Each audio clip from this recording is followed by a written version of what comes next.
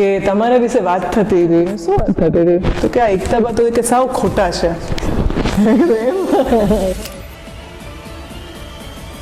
એકતા બા સોડા જે આજે જે લેવલ છે એ ભૂલી જાઓ થોડી વાર. કે મને ખ્યાલ છે કે હું કંઈ પણ કરીને આવીશ બારે, I have my rock sitting at home, કે મારા ફાધર મારા માટે બેઠા જ છે, મારા મધર છે એ મને પ્રોત્સાહન આપશે, મારા ભાઈ છે મને હિંમત આપશે ને આપશે. એટલે આજે ફેમિલીનું સ્ટ્રોંગ બેકબોન હોવું, એનાથી જ બાળકનો વિકાસ અને પ્રોગ્રેસ થાય છે. પણ છતાં મને ક્યાંક ને ક્યાંક મારા રિસર્ચ પ્રમાણે એવું લાગે છે કે અમુક વાતો કદાચ હજુ લોકો સુધી નથી આવી. જેવું છે એવું હું કહીશ. તમને દુઃખ લાગશે એવી રીતે નહીં કહું, પણ હું મોટા ભાગે તમને સાચી જ વાત કરીશ. ઓનેસ્ટલી સ્પીકિંગ, લોકોને એવું પણ લાગે છે કે ખબર નહીં શું એવું બધું તમારામાં છે કે જામશેદ બાબુનો એટલો ટ્રસ્ટ છે અને આટલી મોટી જવાબદારી આપી દીધી છે જે તમે સરસ નિભાવો છો, પણ તો બી એ જગ્યાએ પહોંચવા માટે એવું તો કંઈ કોઈ એક્સ્ટ્રા એવું કંઈ ઇન્સિડન્ટ થયો છે કે પછી તમારું હાર્ડવર્ક છે કે કોઈનો ટ્રસ્ટ કેમ જીતી શકે? What I mean to say is કે એ રિલેશન કઈ રીતે બિલ્ડ થયા? અપ્રોક્સિમેટલી કેટલા દેશ આપ ફર્યા છો અંદાજે? યાદ તો નથી, પણ એવું કહી શકાય 25 થી 30 ની વચ્ચે. તમે ફર્સ્ટ ટાઈમ ઇંગ્લેન્ડ ગયા તો ત્યાં તમારો શું પર્સનલ એક્સપિરિયન્સ રહ્યો? કે ત્યારનું ઇંગ્લેન્ડ ભારતીયોને ખૂબ અલગ નજરથી જોતું હતું. અત્યારે 20 વર્ષ પછી હું પાછા ફરું તો એક ગુજરાતી તરીકે, એક ઇન્ડિયન તરીકે જે મારું સ્ટેટસ છે એ જાણીને મને પણ અંદરથી બહુ ગલગલિયા થાય કે બહુ મજા આવે. ભારતે છેલ્લા 20 વર્ષમાં જે કરી બતાવ્યું છે એ અચૂક જ કોઈ કન્ટ્રીએ કરી બતાવ્યું છે. પણ જો શીખવું જ હોય તો ગુજરાતી લોકો શીખવા માટે બેસ્ટ છે બીજી દુનિયાને જોવા કરતા. કે ગુજરાતી જે રીતે બિઝનેસ કરે છે, ગુજરાતી જે રીતે પ્રેક્ટિકલ છે, ગુજરાતી જે રીતે પ્રોબ્લેમ સોલ્વિંગ છે, ગુજરાતી જે રીતે કોઈ પણ વસ્તુનો છેડો કાઢીને આવી જશે, મેં આ વસ્તુ આટલા 25-30 દેશોની અંદર ક્યાંય જોઈ નથી. અને તમે જોશો કે વિદેશમાં રહેતા ભારતીયોને હવે ફોમો થવા માંડ્યો છે. હું લેબનોનમાં હતી અને લેબનોનમાં એક 7000 વર્ષ જૂનું મંદિર છે બાલબેક કરીને. એ બાલબેક જોવા હું ગયેલી હતી અને ત્યાં કોઈ બે વ્યક્તિઓ છે દૂરથી, મારું તો ધ્યાન પણ નહીં, હું ઊંધી હતી, તો એ કે આ કમળ છે ને એ ગુરુ પૂજામાં યુઝ થતું હતું. એવું બે જણા ગુજરાતીમાં ડિસ્કશન કરતા હતા કે ભારતીય કલાકારોએ આવીને આને પથ્થરમાંથી કંડારેલું આ કમળ છે અને આ કમળ આપણી સંસ્કૃતિમાં ગુરુ પૂજામાં યુઝ થતું હતું, જે 7000 વર્ષ જૂનું છે. ત્યારે મારી આંખો ચોંકી ગઈ કે ગુજરાતી એવી કોઈ જગ્યા નથી જ્યાં ના પહોંચી શકે. કદાચ કાલે ચંદ્ર ઉપર જાવ તો ત્યાં તમને ગુજરાતી જોવા મળશે. આ એક વસ્તુ છે ને મને અલગ મળી જે ખરેખર આપણે જરૂર છે ઇમ્પ્લિમેન્ટ કરવાની. અને આજની તારીખે તમને એવું થાય છે કે આ આપણે એડપ્ટ કરવી જોઈએ આનામાંથી. એવી કોઈ વાત ખરી કે તમે? એક બે વસ્તુ છે જે ખરેખર એને મારા વ્યક્તિત્વને કદાચ બદલી હોય. અચ્છા. અને બહુ નાની અને બહુ ઝીણી વસ્તુ છે, એવા કોઈ મોટા ભારે ભરખમ વસ્તુ નથી. એ એક બહુ જ સરસ જીવન જીવવાનો અભિગમ છે કે હંમેશા પોતાની જાતને બીજાના પગરખામાં રાખીને જુઓ. તમે ચાહો તો ખૂબ જ સારી લેવિશ લાઈફ જીવી શકો છો ફોરેનમાં. બિલકુલ. તો આપ આ નિર્ણય શા માટે? Why you want to leave over here? અહીંયા શું કામ પાછા આવ્યા? વાય જામનગર? વાય ગુજરાત? શું કામ? મારી હિંમત, મારું સાહસ અને કોઈ પણ વસ્તુ હાથમાં લીધેલી પૂરી કરવાની મારી કમિટમેન્ટ. કે જે વસ્તુ મેં લીધી છે એને હું પરસિસ્ટન્ટલી ફોલો કરું છું અને એને છેલ્લે સુધી પહોંચાડું છું અને એને કમિટેડ રહું છું. એવું ના થાય કે 5ની સ્પીડ ઉપર કામ ચાલુ કર્યું અને પછી સ્પીડ ઘટી ગઈ ને પછી વધી ગઈ ને, એવું નહીં. એક સરખું કમિટમેન્ટ પહેલાથી છેલ્લા સુધી, કન્સિસ્ટન્સી, કમિટમેન્ટ અને હિંમત અને સાહસ. કહું છું કે મન હોય તો માળવે જવાય. આપણું જામનગર પેરિસ કહેવાતું. હા, યસ. એ ફરીથી એક વખત મારે એને પેરિસ બનાવવું છે. Welcome everyone. આજે જે પર્પઝ સાથે હું અહીંયા તમારી સામે આવ્યો છું એ અદ્ભુત છે. એટલા માટે કે પોડકાસ્ટના ઘણા બધા પ્રકાર હોય, ઘણા બધા સ્વરૂપ હોય. અમુક પોડકાસ્ટ હોય ફન માટે હોય, અમુક પોડકાસ્ટ લર્નિંગ માટે હોય, પણ અમુક પોડકાસ્ટ એવા હોય કે જે ન માટે ફન કે લર્ન માટે હોય પણ એનાથી બી મોર દેન દેટ કંઈક અલગ વસ્તુ હોય, જેમાંથી ન માત્ર તમારી પર્સનલ લાઈફમાં પણ સોસાયટીમાં બી કંઈક ચેન્જ આવી શકે, કંઈક વેલ્યુ એડ થઈ શકે. એક એવા જ પોડકાસ્ટ સાથે આજે હું દીક્ષિત તેરિયા તમારી સામે આવ્યો છું. એન્ડ આઈ ગેરંટી, હું તમને ખાતરી આપું છું એ વાતની કે આ પોડકાસ્ટ પછી એક શબ્દ તમારા મોંમાંથી નીકળી જશે આ જોયા બાદ કે wow, it was super, it was awesome. અને આ ખાતરી સાથે જ્યારે હું શરૂઆત કરવા જઈ રહ્યો છું ત્યારે હું એવી વ્યક્તિને ઇન્ટ્રોડ્યુસ કરવા જઈ રહ્યો છું કે ઘણા લોકો કહેતા હોય ને કે ખૂબ નાની ઉંમરમાં સફળતા કે ઓછા સમયમાં સફળતા, પણ મને અને તમને માત્ર શિખરની ટોચ દેખાય છે. તો આજે આપણે ડેપ્થમાં જવાનું છે અને એટલા માટે હું જેને ઇન્વાઇટ કરવા જઈ રહ્યો છું એ હાલાર વેલફેર ટ્રસ્ટ જામનગરના ચેરપર્સન છે, એન્વાયરમેન્ટલિસ્ટ છે, એજ્યુકેશનલિસ્ટ છે અને એના સિવાય ઘણું બધું પોતાના જીવનમાં ઘણી બધી ફિલ્ડમાં ક્ષેત્રમાં કંઈક ને કંઈક અલગ અલગ કરી રહ્યા છે. Yes dear my dear friends, હું એ વ્યક્તિને ઇન્વાઇટ કરવા જઈ રહ્યો છું કે જેની પાસેથી મારે તમારે ઘણું બધું ઓલરેડી શીખી ગયા છે ને ઘણું બધું શીખવાનું છે. That's what I believe. So let me invite warm welcome Ektaba Soda. Ma'am, first of all welcome. Thank you so much. Thank you for having. આજે ઘણા બધા ક્વેશ્ચન ઓનેસ્ટલી હું લઈને આવ્યો છું પર્સનલી. આ ક્વેશ્ચનમાં થોડો મારો સ્વાદ પણ છે, થોડું મારે બી લર્નિંગ લેવું છે ને થોડું બધું હું જેને એવું માનું છું પર્સનલી કે રિપ્રેઝેન્ટ કરું છું એ જનરેશનને, કે જે જનરેશન ના તો પૂરેપૂરી યંગ છે કે ના તો પૂરેપૂરી આધેડોમાં છે, પણ એ છે જે ફ્યુચર પણ છે ઇન્ડિયાનું. સો તમારામાંથી આજે અમે એક તો તમારા વિશે જાણીશું. સો ધીસ પોડકાસ્ટ એ આજે આખો પોડકાસ્ટ 3 ભાગમાં હશે. સો ફર્સ્ટ ભાગ, પેલો જે પાર્ટ હશે એમાં અમે તમારા વિશે જાણીશું કે એકચ્યુઅલમાં તમારી જર્ની શું છે, તમારું બિગિનિંગ શું છે ને અત્યારે જ્યાં પણ તમે છો ત્યાં કઈ રીતે આપણે પહોંચ્યા છે. તો એક આખી એક જર્નીમાં મારા ક્વેશ્ચન આન્સર હશે.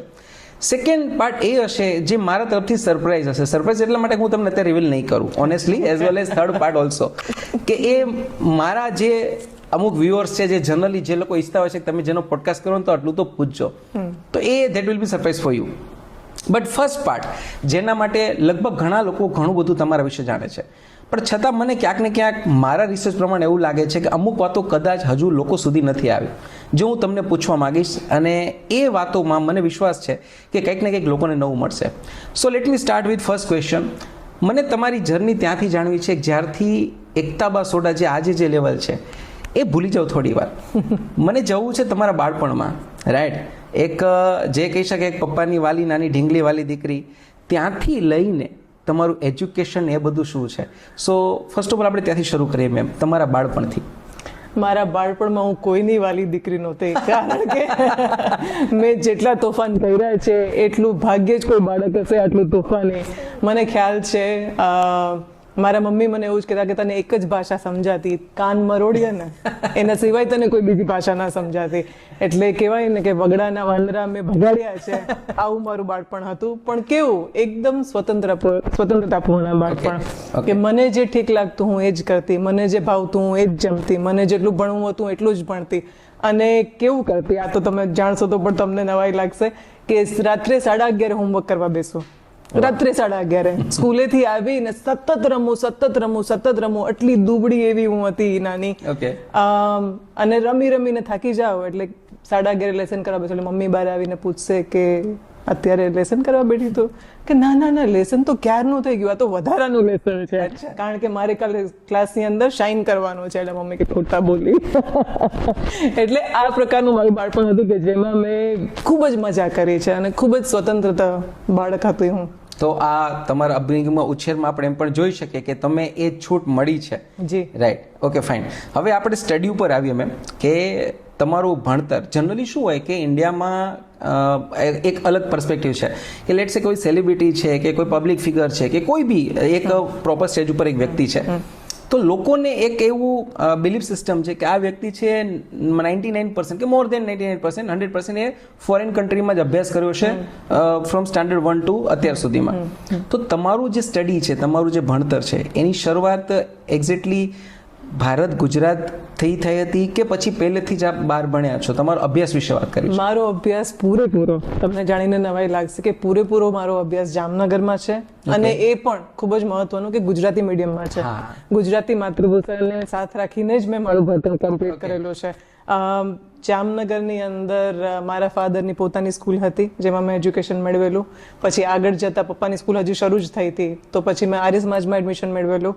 ત્યાંથી આપ માનશો નહીં, મેં સજુબામાં 11 અને 12 ધોરણ કરેલા છે આર્ટ્સની અંદર.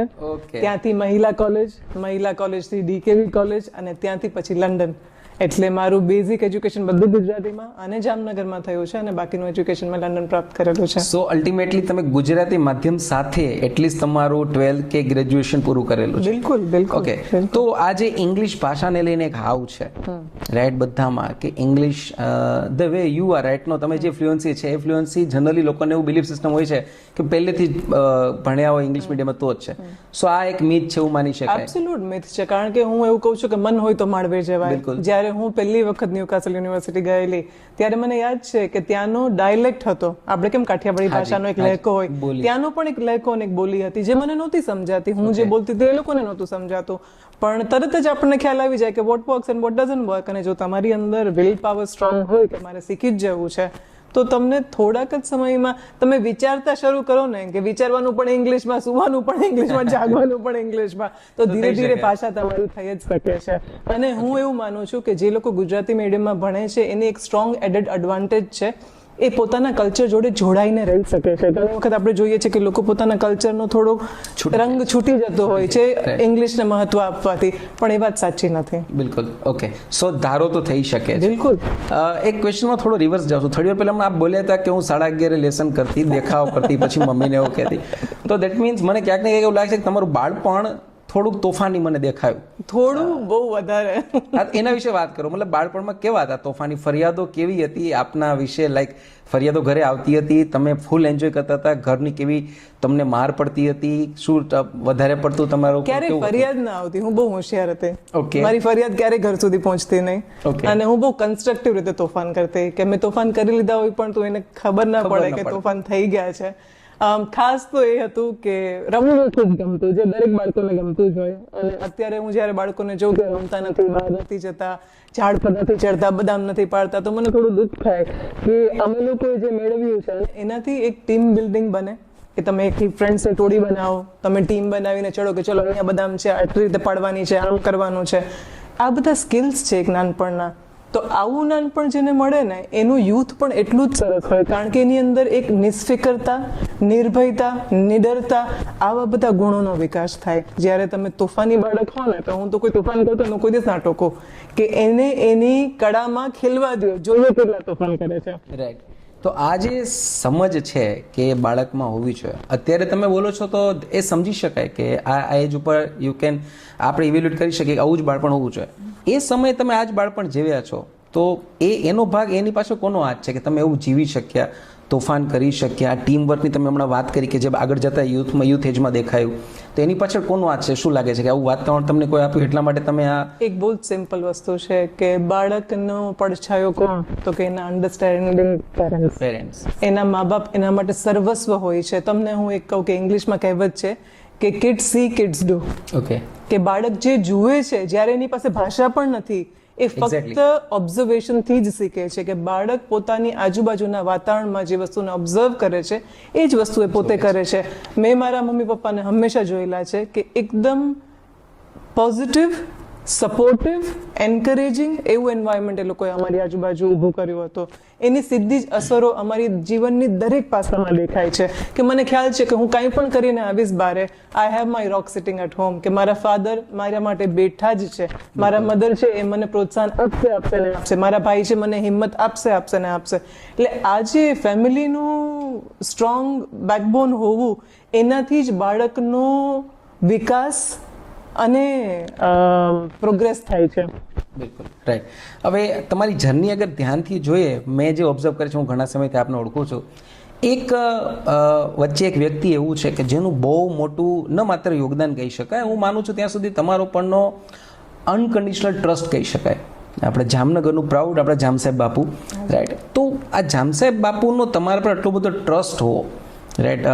ઓનેસ્ટલી સ્પીકિંગ, લોકોને એવું પણ લાગે છે કે ખબર નહીં શું એવું બધું તમારામાં છે કે જામસાહેબ બાપુનો એટલો ટ્રસ્ટ છે અને આટલી મોટી જવાબદારી આપી દીધી છે જે તમે સરસ નિભાવો છો, પણ તો બી એ જગ્યાએ પહોંચવા માટે એવું તો કંઈ કોઈ એક્સ્ટ્રા એવું કંઈ ઇન્સિડન્ટ થયો છે કે પછી તમારું હાર્ડવર્ક છે કે કોઈનો ટ્રસ્ટ કેમ જીતી શકે? What I mean to say is કે એ રિલેશન કઈ રીતે બિલ્ડ થયા? બહુ જ એક જૂની વાત કરું હું તમને. હું ખૂબ નાની હતી ત્યારે મેં બાપુને એવું કીધેલું કે બાપુ મેં 2-3 કોલેજમાં અપ્લાય કર્યું છે લંડન જવા માટે, ભણવા માટે. એટલે એમને ખ્યાલ જ હતું કે મારી ભણવા જવાની બહાર બધી વાત ચાલે છે. તો મને કે શેમાં અપ્લાય કર્યું છે, એટલે મેં કીધું બાપુ લંડન કોલેજ ઓફ ફેશનમાં અપ્લાય કર્યું છે. તો કંઈ બોલ્યા નહીં. પછી મેં કીધું બાપુ બરાબર છે ને? તો મને કે ખાલી એક જ પ્રશ્ન હું પૂછીશ અને એનો જવાબ મને આજે નથી જોતો, તમે મને આવતીકાલે એનો જવાબ આપજો કે અત્યારે તમે એજ્યુકેશન ભણી રહ્યા છો, તમે વાત ફેશન ભણવા જવાની કરી રહ્યા છો, આ બંને ફિલ્ડમાંથી સમાજ સેવા અને લોક ઉપયોગિતા શેમાં વધારે આપણને મળી શકશે એ ખાલી વિચારીને મને કાલે કહેજો. ઓકે, જવાબ ના લીધો, ખાલી પ્રશ્ન પૂછ્યો. મને આખી રાત ઊંઘ નથી આવી. હું બીજે દિવસે પહોંચી અને મેં બાપુને કીધું કે બાપુ આપ શું વિશે ઈશારો કરી રહ્યા છો. હું સમજી ગઈ કે આપનો ઈશારો જનકલ્યાણ અને જનસેવા તરફનો છે, જે ફક્ત એજ્યુકેશનના માધ્યમથી હું કરી શકીશ. એટલે ફેશનને મેં મારા છેડામાં બાંધી દીધી અને દિલમાં મેં શિક્ષણને રાખ્યું. પણ આ છે જામ સાહેબ બાપુ, અને મારા જીવનના દરેક નિર્ણયોમાં મારું શિક્ષણ હોય કે પછી કોઈ પણ કાર્ય હોય, એમની હંમેશા હૂંફ રહેલી છે, એમનું માર્ગદર્શન હંમેશા રહેલું છે. અને આપણા વડીલ તરીકે, જામનગરના શ્રેષ્ઠી તરીકે અને રજવાડાઓનો તો શિખરી તરીકે એમનો હાથ આપણા ઉપર હોવો એનાથી મોટી વસ્તુ તો હોઈ ન શકે. બિલકુલ 100%.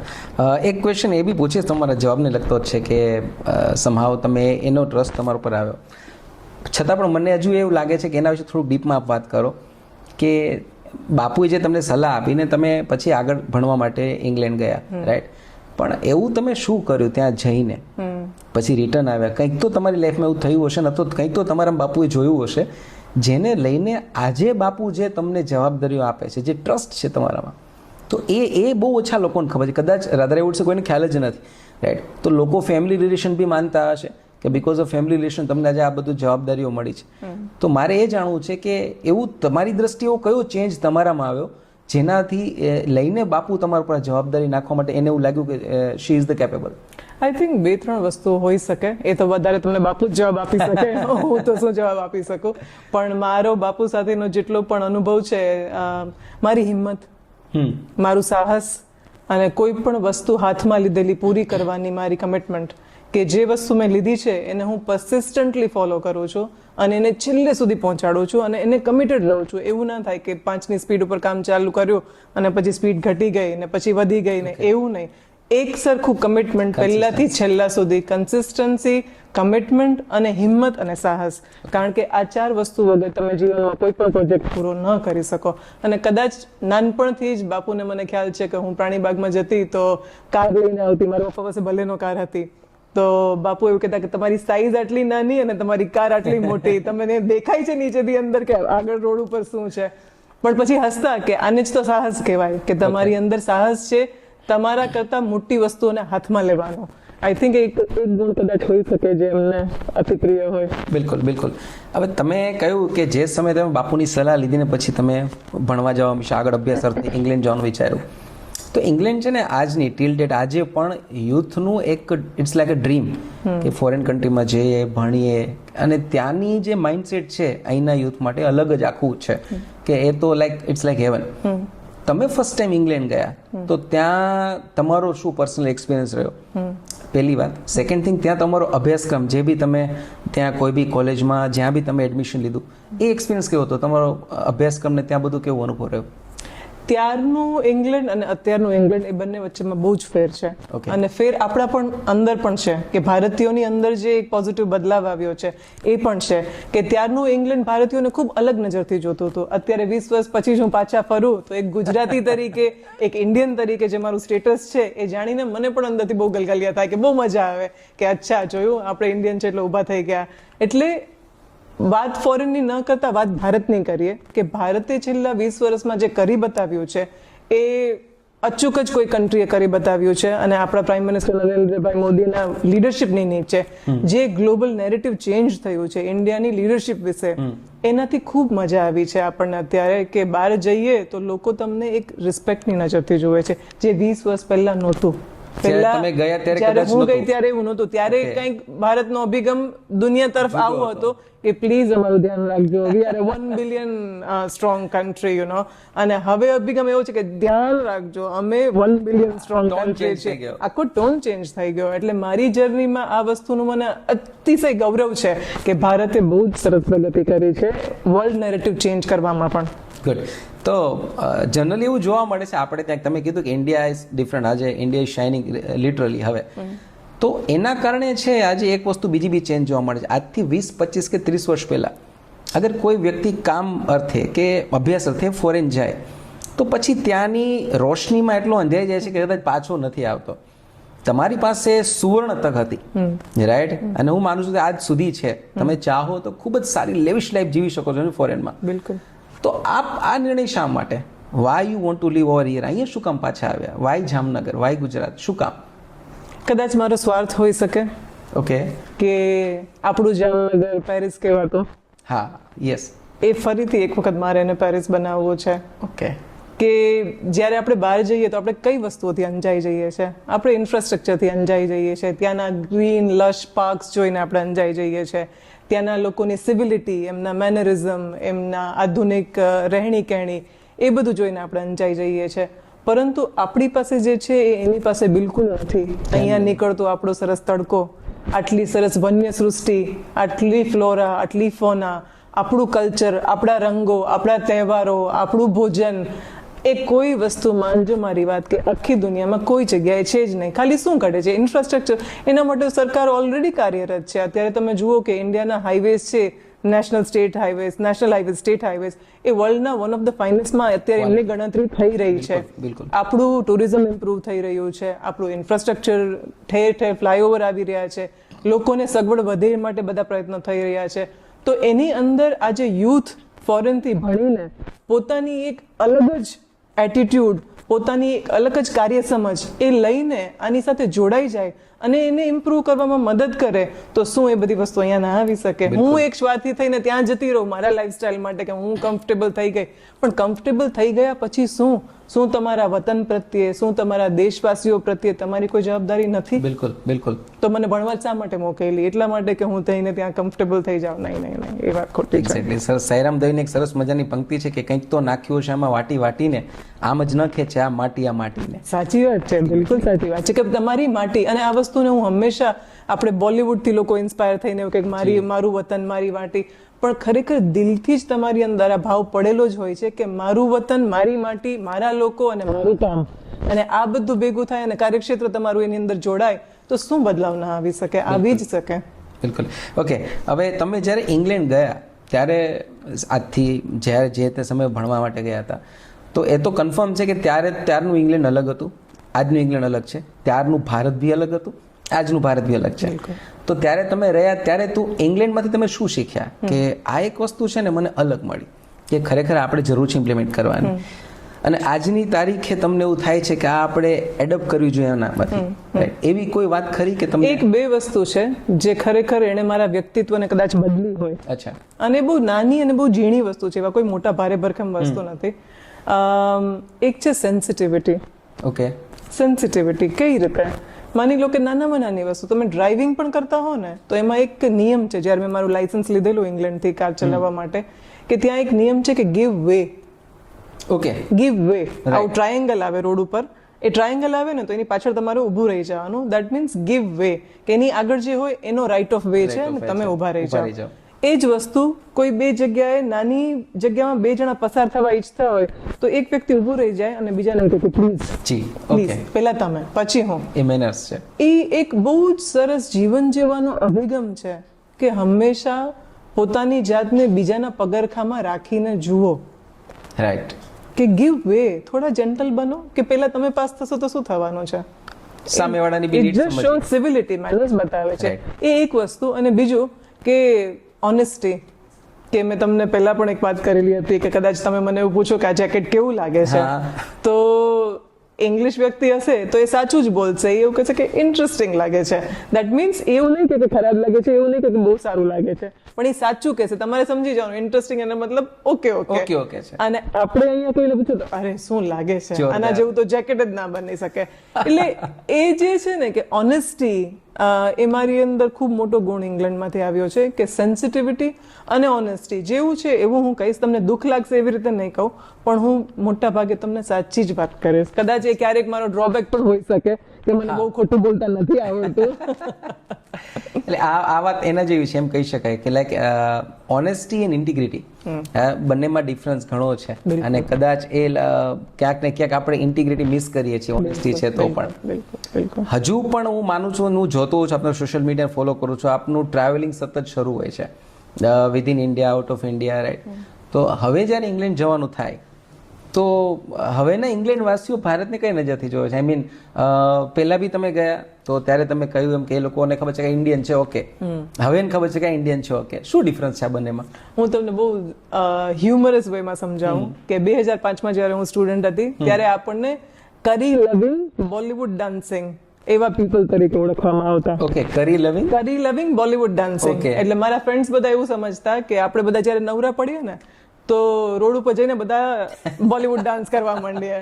આઈ યુઝ ટુ જસ્ટ થિંક કે ડુ યુ સિરિયસલી થિંક કે ભારતીય લોકો આવી રીતે જીવે છે કે 5 મિનિટનો ટાઈમ મળે તો રોડ ઉપર જઈને બધા 2-4 ડાન્સ કરી લે? But that has change. હવે તમે જુઓ કે જેગ્યુઆર છે, લેન્ડ રોવર છે, કે ટેટલી ટી છે, કે પ્રસિદ્ધ ઇમારતો ઇંગ્લેન્ડની કે પૂનાવાલાસ છે, કે કેટલા બધા બિરલાસ છે, ઇવન અંબાનીઝ છે, કે બધાના ત્યાં રિયલ એસ્ટેટ છે, બધાના ત્યાં બિઝનેસીસ છે. ઇન્ડિયન કોંગ્લોમેરેટ્સ ત્યાં ઇકોનોમિકલ સેક્ટરમાં મોટા ભાગે જમ્પ લાવ્યું છે. તો એક સ્ટેટસ મળ્યું છે ઇન્ડિયન્સને. વર્લ્ડના રિચેસ્ટ લોકો અદાણીઝ, અંબાનીઝ બધા અહીંયાથી જ આવે છે. તો નેચરલ છે કે એ લોકોનો અભિગમ આપણા તરફ બદલાયો છે. તમે રિયલ એસ્ટેટનું માર્કેટ જોવા જશો તો કહેશે કે સૌથી વધારે રિયલ એસ્ટેટમાં ઇન્વેસ્ટ કરનાર નેશનાલિટી કઈ છે? ઇન્ડિયન્સ છે. તો જ્યારે આર્થિક સ્ટ્રેન્થ આવે, ઇકોનોમિકલ સ્ટ્રેન્થ આવે ત્યારે અભિગમ તો બદલાવાનો જ છે. અને એ ઉપરાંત પોઝિટિવ લીડરશિપ સાથે, ઇન્ડિયાની પોલિટિકલ લીડરશિપ સાથે જે નેરેટિવ ચેન્જ થયો છે એનાથી પણ એક રિસ્પેક્ટ બદલ્યો છે. અને તમે જોશો કે વિદેશમાં રહેતા ભારતીયોને હવે ફોમો થવા માંડ્યું છે કે ફિયર ઓફ મિસિંગ આઉટ. કે ત્યાંથી સોશિયલ મીડિયાને તો એવી રીતે જોતા હોય ને કે ઓહો અમારે ત્યાં તો આવી દિવાળી થતી જ નથી, ઓહો અમારે ત્યાં તો આવી કોઈ અયોધ્યાની ઉજવણી થતી જ નથી. તો એ લોકોની આંખોમાં સતત તમને પોતાના દેશ માટેનું લોંગિંગ દેખાય છે. તો સૌથી મોટો ચેન્જ આ પણ આવ્યો છે કે હવે રિવર્સ માઇગ્રેશન શરૂ થયું છે કે ઇન્ડિયાથી જતા લોકો અટકીને લોકો ફોરેન છોડીને ઇન્ડિયા પાછા આવવા માંડ્યા છે. કારણ કે અહીંયા ઓપોર્ચ્યુનિટીઝ એટલી બધી આવી રહી છે. અને પહેલા કેવું હતું કે કોઈ પણ વસ્તુ લેવી હોય તો તમારે બહાર જવું પડતું. તમારે ઇન્ડિયાની અંદર યુપીઆઈના લીધે વન સ્ટોપ શોપ બની ગઈ છે. બિલકુલ. કે તમને જે કંઈ પણ જોઈતું હોય નાનામાં નાની વસ્તુ પણ વન ફિંગર ક્લિક પર આવી ગઈ છે. યુપીઆઈના ટ્રાન્ઝેક્શન તમે જ જોજો, ડેટા સ્ટેગરિંગ નંબર છે. તો આ બધા ચેન્જીસના સામે હવે તો વિદેશની વાત કરવી પણ મને નિરર્થક લાગે છે. ઓકે મેમ, અપ્રોક્સિમેટલી કેટલા દેશ આપ ફર્યા છો અંદાજે? યાદ તો નથી પણ એવું કહી શકાય 25 થી 30 ની વચ્ચે. 25 થી 30. દરેક દેશમાંથી કંઈક ને કંઈક શીખવાનું હોય. તો તમારું એ બાબતે શું નજર છે? શું લાગે છે કે કયા દેશમાંથી અથવા તો આપણે જ્યારે જઈએ ત્યારે શું શીખી શકાય અને શું કામ શીખવું જોઈએ આપણે અલ્ટિમેટલી, જેને ઇમ્પ્લિમેન્ટ આવીને કરી શકીએ? તો અલગ અલગ દેશમાંથી તમને કંઈ યાદ હોય કે આ મને એમ થયું કે આ સારું છે, તો એ તમારો એક્સપિરિયન્સ કેવો રહ્યો અલગ અલગ 25-30 દેશો વિશે? આઈ થિંક જો ઇન્ડિયા ઓલરેડી અત્યારે ઘણું આગળ છે, પણ જો શીખવું જ હોય તો ગુજરાતી લોકો શીખવા માટે બેસ્ટ છે બીજી દુનિયાને જોવા કરતા. કે ગુજરાતી જે રીતે બિઝનેસ કરે છે, ગુજરાતી જે રીતે પ્રેક્ટિકલ છે, ગુજરાતી જે રીતે પ્રોબ્લેમ સોલ્વિંગ છે, ગુજરાતી જે રીતે કોઈ પણ વસ્તુનો છેડો કાઢીને આવી જશે, મેં આ વસ્તુ આટલા 25-30 દેશોની અંદર ક્યાંય જોઈ નથી. તમારો પ્રશ્ન વિદેશને લગતો છે, હું વાત ગુજરાતીની કરું છું. પણ હું એક જ વસ્તુ કહેવા માંગીશ કે ગુજરાતી લોકો જે રીતે બિઝનેસ કરી રહ્યા છે, જે રીતે જીવન જીવી રહ્યા છે, એમાંથી દુનિયાએ ઘણો શીખવાનું છે. કે એક ગુજરાતી બિઝનેસ કેમ ચલાવે છે એમાં જીવનનો સાર આવી જાય છે. એટલે આ સાચી વાત છે. એવું કહેવાય છે કે લગભગ હાર્ડલી યુ વિલ ફાઉન્ડ કોઈ કન્ટ્રી કે જ્યાં ગુજરાતી નહીં હોય. તમને અનુભવ થયો છે? બિલકુલ. અરે લંડનના ટ્રેન સ્ટેશન તમારે પાસે મમ્મી આમ આવી જા, મમ્મી તેમ આવી જા, આ શબ્દો ત્યાં સંભળાય છે. અરે તમે ક્યાંય પણ જાઓ, તમે વર્લ્ડના, હું ક્યાં હતી, આઈ વોઝ રિયલી સરપ્રાઇઝડ. હું લેબનોનમાં હતી અને લેબનોનમાં એક 7000 વર્ષ જૂનું મંદિર છે બાલબેક કરીને. એ બાલબેક જોવા હું ગયેલી હતી અને ત્યાં કોઈ બે વ્યક્તિઓ છે દૂરથી, મારું તો ધ્યાન પણ નહીં, હું ઊંધી હતી. તો એ કે આ કમળ છે ને એ ગુરુ પૂજામાં યુઝ થતું હતું. એવું બે જણા ગુજરાતીમાં ડિસ્કશન કરતા હતા કે ભારતીય કલાકારોએ આવીને આને પથ્થરમાંથી કંડારેલું આ કમળ છે ને આ કમળ આપણી સંસ્કૃતિમાં ગુરુ પૂજામાં યુઝ થતું હતું જે 7000 વર્ષ જૂનું છે. ત્યારે મારી આંખો ચોંકી ગઈ કે ગુજરાતી એવી કોઈ જગ્યા નથી જ્યાં ના પહોંચી શકે. કદાચ કાલે ચંદ્ર ઉપર જાવ તો ત્યાં તમને ગુજરાતી જોવા મળશે.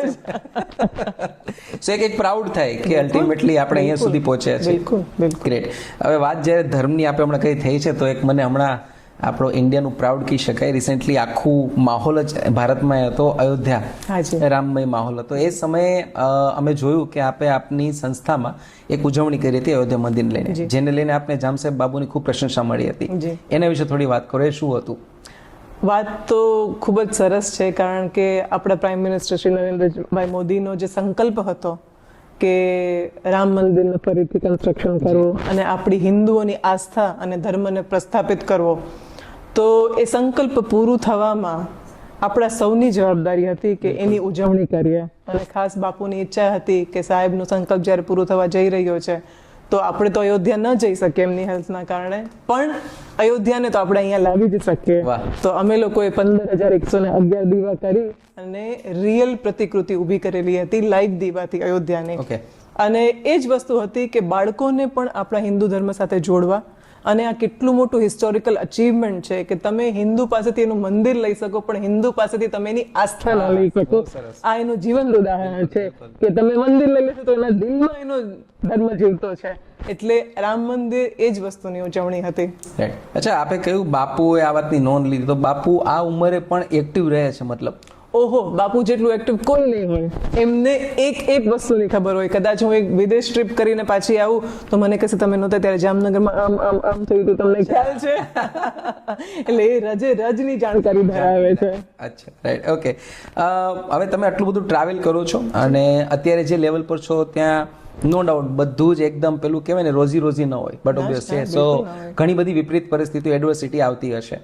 એટ ધીટ ટાઈમ તમારું માઇન્ડસેટ શું હોય છે અને કઈ રીતે એને ફેસ કરો છો? કેમ કે આવતી જશે ઘણી બધી ચેલેન્જીસ, ઘણી બધી, તો એમાં તમારો અભિગમ કેવો હોય છે? ત્યારે શું કરો છો? જુઓ, એક વખત ખાનગી જીવન છોડીને તમે પબ્લિક લાઈફમાં સ્ટેપ ઇન કરો એટલે એની સાથે કોન્ટ્રોવર્સીસ, એની સાથે અફવાઓ, એની સાથે ઉતાર ચઢાવ, આ બધું એ જીવનનો ભાગ છે. અને જો તમે એક વ્યક્તિ તરીકે બધી જવાબદારી સ્વીકારવા તૈયાર હો તો જ તમારે જાહેર જીવનમાં જવું જોઈએ. પણ મને એક બ્રિટિશ રોયલ ફેમિલીનો એક બહુ સરસ લાઈન છે, મને બહુ જ ગમે કે never complain, do not explain. કોઈ દિવસ કમ્પ્લેન કરવાની જ નહીં. તમે પબ્લિક ફિગર છો, તમારે પ્રજા તમારી વિશે વાત કરે છે તો એક તમને નાનું ઉદાહરણ આપો કે ક્યાંક ને ક્યાંક લોકોની લાગણી તમારી સાથે જોડાયેલી છે તો જ તમે ચર્ચામાં છો. આજે એવું કહો કે આ મીઠાઈ જરાય સારી નથી, આ મીઠાઈ તો બહુ મીઠી છે, આ મીઠાઈ તો બહુ જ પીળા કલરની છે, મીઠાઈ તો મને ભાવતી જ નથી, પણ વાત તો મીઠાઈની થાય છે. તમને ભાવે છે કે નથી ભાવતી, વાત મીઠાઈની થાય છે. તો એ તો લોક લાગણીનો એક લક્ષણ છે. તો ડરવાનું છે કોન્ટ્રોવર્સીથી. તો કોન્ટ્રોવર્સી ડરની વાત અલગ છે, પણ મે બી વચ્ચે એક બે રૂમર્સ સાંભળી હતી અને કોન્ટ્રોવર્સી તો બટ ઓબ્વિયસ આપે કહ્યું એમ થતી રહી. તો જ્યારે આવું કંઈ થાય તો કોઈ ફની રૂમર્સ યાદ છે આપણે? ત્યારે મને બહુ હસવું આવ્યું હતું કે અચ્છા મારા વિશે આવું બી લોકો ચર્ચા કરી રહ્યા છે. કોઈ ફની રૂમર કે અચ્છા હવે આ બાકી હતું સાંભળવાનું કે જે તમને સાંભળીને હસવું આવે? લાઈક સોશિયલ મીડિયામાં લોકો ક્યારેક કંઈક ડિસ્કશન કરતા હોય, ક્યારેક ઘણીવાર આપણા પહેરવેશને લઈને વાતો થતી હોય, તો એને લઈને ક્યારે એકલા વિચાર કે હસવું આવે છે કે અચ્છા કે લોકો કયા લેવલે શું બિચારા વિચારે છે? તો આવી કોઈ રૂમર્સ? એક વખત બહુ સરસ ઇન્સિડન્ટ છે કે હું રનિંગ કરવા માટે એરપોર્ટ રોડ જતી હતી રોજ સાંજના, જામનગરમાં એરપોર્ટ રોડ પર. તો જે રનિંગ કરું તો રનિંગના કપડા પહેરીને જ રનિંગ થાય, સાડી પહેરીને તો હું સ્પોર્ટ્સ શૂઝ પહેરીને રનિંગ નથી કરવાની. તો મેં સ્પોર્ટ્સ ગિયર પહેરેલું હતું, આટલું ટાઈટ હતું 3/4, મારી નીચે શૂઝ હતા સ્પોર્ટ્સ શૂઝ, ઉપર વ્હાઈટ ટી શર્ટ મેં પહેરેલું હતું, મારા વાળ બાંધેલા હતા અને હું રનિંગ કરતી હતી અને અચાનક જ જોરથી વરસાદ પડ્યો. અને મારી સાથે મારું ફેમિલી પણ હતું, એ લોકો પણ બધા સાથે વોક કરતા હતા. એટલે બધા એવું કહ્યું કે ચલો ને આપણે ટી પોસ્ટમાં ચા પીવા જઈએ, કેવું સરસ વાતાવરણ છે. એટલે મેં તો એક વગર વિચાર કર્યા વગર હા પાડી દીધી કે વરસાદ પડે છે ને ચાની તો હું બહુ જ મોટી બંધાણી છું, એટલે મેં કીધું ચલો ફટાફટ ટી પોસ્ટ પહોંચી જઈએ, ગાંઠિયા ઓર્ડર કરીએ. ત્યાં પહોંચીને બહુ જ સરસ એક ગ્રુપ બેઠેલું હતું યંગ લોકોનો, અને એ લોકો પણ મજા કરતા હતા અમારી જેમ, પણ થોડુંક એ લોકો મ્યુઝિક ફોનમાં વગાડતા તો થોડું લોડ હતું. એટલે મેં કીધું કિડ્સ, મેં કીધું એક રિક્વેસ્ટ કરું, મેં કીધું થોડું મ્યુઝિક ઓછું કરો ને તો અમે પણ વાતો કરી શકીએ. તો બિચારાએ એકદમ રિસ્પેક્ટ સાથે મ્યુઝિક ઓછું કરી નાખ્યું અને it was a very કોર્ડિયલ situation. અઠવાડિયા પછી મને તો એ વાત કરી કે જગ્યાએ કે તમારા વિશે વાત થતી હતી. શું વાત થતી હતી? તો કે આ એકતા બા તો કે સાવ ખોટા છે. મેં કીધું એમ? ન્યૂઝ ટુ મી, ટેલ મી મોર. તો કે આખો દિવસ સોશિયલ મીડિયા પર સાડી પહેરીને ફર્યા કરે છે. એ કે હમણાં ટી પોસ્ટમાં તો ટાઇટ્સ પહેરીને બેઠા હતા, સ્પોર્ટ શૂઝ પહેરીને બેઠા હતા. એટલે આવું જ્યારે સાંભળવા મળે ત્યારે હસવું આવે કે અવાસ્તવિક ચિત્ર દોરવું ને એ ખોટી વાત છે. કે કોઈ પણ વ્યક્તિ પોતાના પર્સનલ ટાઈમમાં કે પોતાના પર્સનલ કાર્યો માટે કોઈ પણ અલગ વેશમાં હોઈ શકે. સ્પોર્ટ્સના કપડાં પહેરીને જ થાય, સ્વિમિંગના કપડાં પહેરીને જ થાય, જેમાં જેમ થતું હોય એમ જ થાય. પણ આવું ક્યારેક સાંભળવા મળે ત્યારે બહુ હસવું આવે કે લોકો તમને કેટલા નજીકથી ઓબ્ઝર્વ કરે છે. હા, તમે કહ્યું એમ કે વાત મીઠાઈની જ છેલ્લે તો થાય છે અલ્ટિમેટલી. તો અહીંથી મને બે વાત જાણવા મળી. એક પહેલી વાત કે એકતા બા પણ ચા પીવે છે, રેગ્યુલરલી પીવે છે, ચાના બંધાણી છે, રાઈટ. તો આ મને બી ગમશે અને તમને બી ગમશે, કારણ કે આપણે બધા જ એ છીએ. સો આ પણ આપણી વચ્ચેના જ એક વ્યક્તિ છે. સેકન્ડ થિંગ, તમે પણ અમારી જેમ જ ટ્રેક ને એવું પહેરીને જોગિંગ વોકિંગ બધું કરો છો. આ છે ને લોકોને જનરલી, અમને બધાને પર્ટિક્યુલર એવું હોય કે એક લેવલે પબ્લિક ફિગર પહોંચ્યા પછી એ બધું ઘણું બધું ન કરતા હોય, ચા ન પીતા હોય, હેલ્થ કોન્શિયસ થઈ ગયા હોય, રાઈટ. કેમ કે અમારા માઇન્ડમાં હેલ્થ કોન્શિયસ ડઝન્ટ મીન કે એમાં શું ન કરવું. અમને ફિક્સ છે કે હેલ્થ કોન્શિયસ હોય, ચા ન પીવે, કોઈ પણ પ્રકારના કોફી કે એવા ઠંડા પીણા ન લે. આ અમારી માન્યતા છે, જે યુથ હું કહું છું એની વાત કરું છું. તો એને લઈને એક મને ક્વેશ્ચન તમને પૂછવાની ઈચ્છા થઈ કે તમને ક્યારે એવું ફીલ થયું છે કે આફ્ટર બિંગ પબ્લિક ફિગર ઘણી બધી એવી વાતો છીનવાઈ ગઈ છે કે પહેલાની એકતાબા હતા તો જામનગરમાં કોઈ પણ સ્થળે કોઈ પણ જગ્યાએ ગમે ત્યારે મજા કરી શકતા, બેસી શકતા, ફ્રેન્ડ સર્કલ સાથે ગપાટા મારી શકતા. હવે નથી થતું બિકોઝ ઓફ કે કદાચ કોઈ જગ્યાએ ગયા તો ઇમિડિયેટલી લોકો તમને ઘેરી વળશે, કોઈ સેલ્ફી લેશે, કોઈ ફોટોગ્રાફ છે, કંઈક પૂછશે, તમને જોવાની ઉત્સુકતા હશે લોકોની. તો ક્યાંક એવું ફીલ થયું તો થાય ક્યારે કે આ ઉત્સુકતાના લીધે હું મારું આખું એ બેઠી આવું? ઇનફેક્ટ એનાથી ઊંધું થયું છે કે મને એવું લાગે છે કે એ ઉત્સુકતાના કારણે એક બહુ જ મોટું વેપન છે કે લોકોને તમારી સાથે જોડાવવું છે, એને તમારા જેવું બનવું છે, એ ક્યાંક ને ક્યાંક તમારા જીવનમાંથી પ્રેરણા શોધે છે. તો એમને એ દિલાસો આપવો, આશ્વાસન આપવું કે હું પણ તમારા જેવી જ છું, હું પણ ટ્રેકિંગના કપડાં પહેરીને જ હું વોક કરવા જાઉં છું કે હું જોગ કરવા જાઉં છું, હું પણ તમારી જેમ ચાની બંધાણી છું, પરંતુ મારા જીવનમાં અમુક ચોક્કસ હેબિટ્સ છે જેના કારણે હું જ્યાં પહોંચી છું ત્યાં પહોંચી શકી છું. તો ઇનફેક્ટ એનાથી મને એક બહુ મોટો પાવર દેખાય છે કે હું લોકોને પોઝિટિવલી ઇન્ફ્લુઅન્સ કરી શકું છું કે ભાઈ હા, ચા પીવી જોઈએ, પણ હું 50 ચા નથી પીતી એક દિવસમાં, હું 2 કપ ચા પીવું છું, કે એક સવારે પીવું છું અને એક બપોરે પીવું છું. તો એ પોઝિટિવ ચેન્જ તમે લાવી શકો કે લોકો જ્યાં ગિલ્ટથી સફર કરે છે કે હેલ્થ કોન્શિયસ એટલે આમ થઈ શકે ને આમ ના થઈ શકે, આવા કપડાં પહેરી શકાય, આવા કપડાં ના પહેરી શકાય, આમ કરી શકાય, આમ ના કરી શકાય, તમે એને એક પોઝિટિવ હેન્ડ હોલ્ડિંગ આપી શકો છો. એટલે મને ક્યારેય એવું નથી થતું કે લોકો મારા જીવન પ્રત્યે ઉત્સુક છે તો મારી સ્વતંત્રતા છીનવાઈ ગઈ છે. ઉલટાનું હું એને એક પાવર તરીકે જોઉં છું કે તમે જેટલા ઉત્સુક છો એટલું જ હું તમારી સાથે જોડાઈ શકીશ, ગ્રાઉન્ડ લેવલ ઉપર કામ કરી શકીશ અને તમારા જેવી બનીને રહી શકીશ, અને તમે પણ જાણશો કે હું તમારા જેવી જ છું. બિલકુલ, એક કનેક્શન બિલ્ડઅપ થાય છે. બિલકુલ. તો બી મને એમ થાય કે તમે ઓન કેમેરા બોલો છો કે હું ચા પીવું છું, હું ટ્રેક પહેરું છું, તો ક્યાંક ડર નથી લાગતો કાલ સવારે કોઈ સોશિયલ મીડિયા પર ટ્રોલ કરશે કે અલ્ટિમેટલી તો એ જ છે જેવા આપણે છે એવું જ, ખાલી દેખાવ કરે છે સાડી પહેરીને ના અંતે? પણ હું તમને એક જ વસ્તુ પૂછવા માંગીશ કે તમે તમારા આઈડલને કે તમારી ગમતી વ્યક્તિને વાસ્તવિક ચિત્રમાં જોવા ઈચ્છો છો કે કોઈ કાલ્પનિક ચિત્રમાં જોવા ઈચ્છો છો? ઓફકોર્સ વાસ્તવિક. બિલકુલ. તો જ તમે મને રિલેટેબલ ગણી શકશો ને. આજે હું તમને અવાસ્તવિકતા બતાવું અને જાહેર જીવનમાં પછી તમારી સામે કોઈ અલગ જ વેશમાં આવું તો તમારું મન તૂટશે નહીં કે આને તો મેં આવા ધાર્યા હતા પણ આ તો આવા નીકળ્યા. મારે એ વસ્તુ કરવી જ નથી. મારે એકદમ જ ઓનેસ્ટ અને ટ્રુ ટુ માય સેલ્ફ રહેવું છે કે હું રનિંગના કપડામાં જ કરું છું, હું સ્વિમિંગના કપડામાં જ કરું છું, અને હું જોબ પર સાડી પહેરીને જ આવું છું. હું જે છું હું આ છું. અને એ વસ્તુ સાચી છે કે હું ઇન્ડિયન સંસ્કૃતિને, મારી સાડીને, મારા પહેરવેશને પ્રમોટ કરું છું, પણ એનો મતલબ એવો નથી કે હું વેસ્ટર્ન કપડાં નથી પહેરતી, પણ એમાં ફેર છે કે હું એને પ્રમોટ નથી કરતી. એ મારી પ્રેક્ટિકાલિટી માટે છે, એ મારા કમ્ફર્ટ માટે છે, એ મારા ટ્રાવેલિંગ માટે છે, પણ એ વસ્તુને હું એક્ટિવલી પ્રમોટ નથી કરતી, કારણ કે પ્રમોશન માટે તમારા ભારતના કલ્ચરથી વધારે મહત્વનું કંઈ છે જ નહીં. અબન્ડન્સ છે અહીંયા તો કંઈક એક્ઝેક્ટલી. અચ્છા મેમ, વચ્ચે હમણાં એક સોશિયલ મીડિયા પર આપનો એક ફોટો વાયરલ થયો હતો આપણા prime minister, honourable prime minister Modiji સાથે.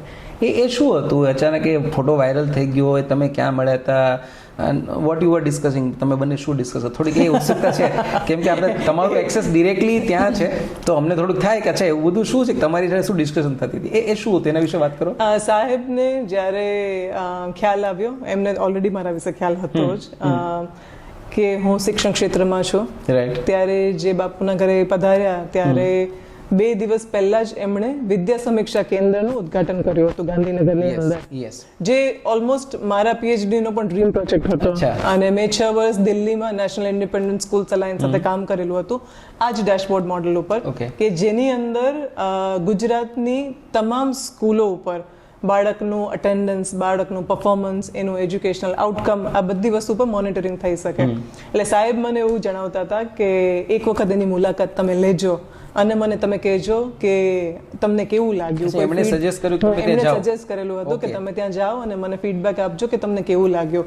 એટલે આ વિદ્યા સમીક્ષા કેન્દ્રની એક વાત ચાલી રહી હતી, એકદમ ગઢ અમે ડિસ્કશનમાં હતા. બીજો એક ફોટો હતો જેની અંદર અમે લોકો જામનગરની અંદર સદગુરુ પધારવાના હતા, એ કાર્યક્રમની ચર્ચા ચાલી રહી હતી. પણ અદ્ભુત વ્યક્તિ છે, અદ્ભુત વ્યક્તિ છે. એમની ઓરા, એમનું તેજ, હું સારું લગાડવા માટે નથી કહેતી, હું ખાલી મારા પોતાના પર્સનલ અનુભવથી મેં જે ઓબ્ઝર્વ કર્યું એ વાત કરું છું કે મેં આટલી ડિસ્ટિંક્ટ પર્સનાલિટી બાપુ પછી પહેલી વખત મળી હું. ગ્રેટ.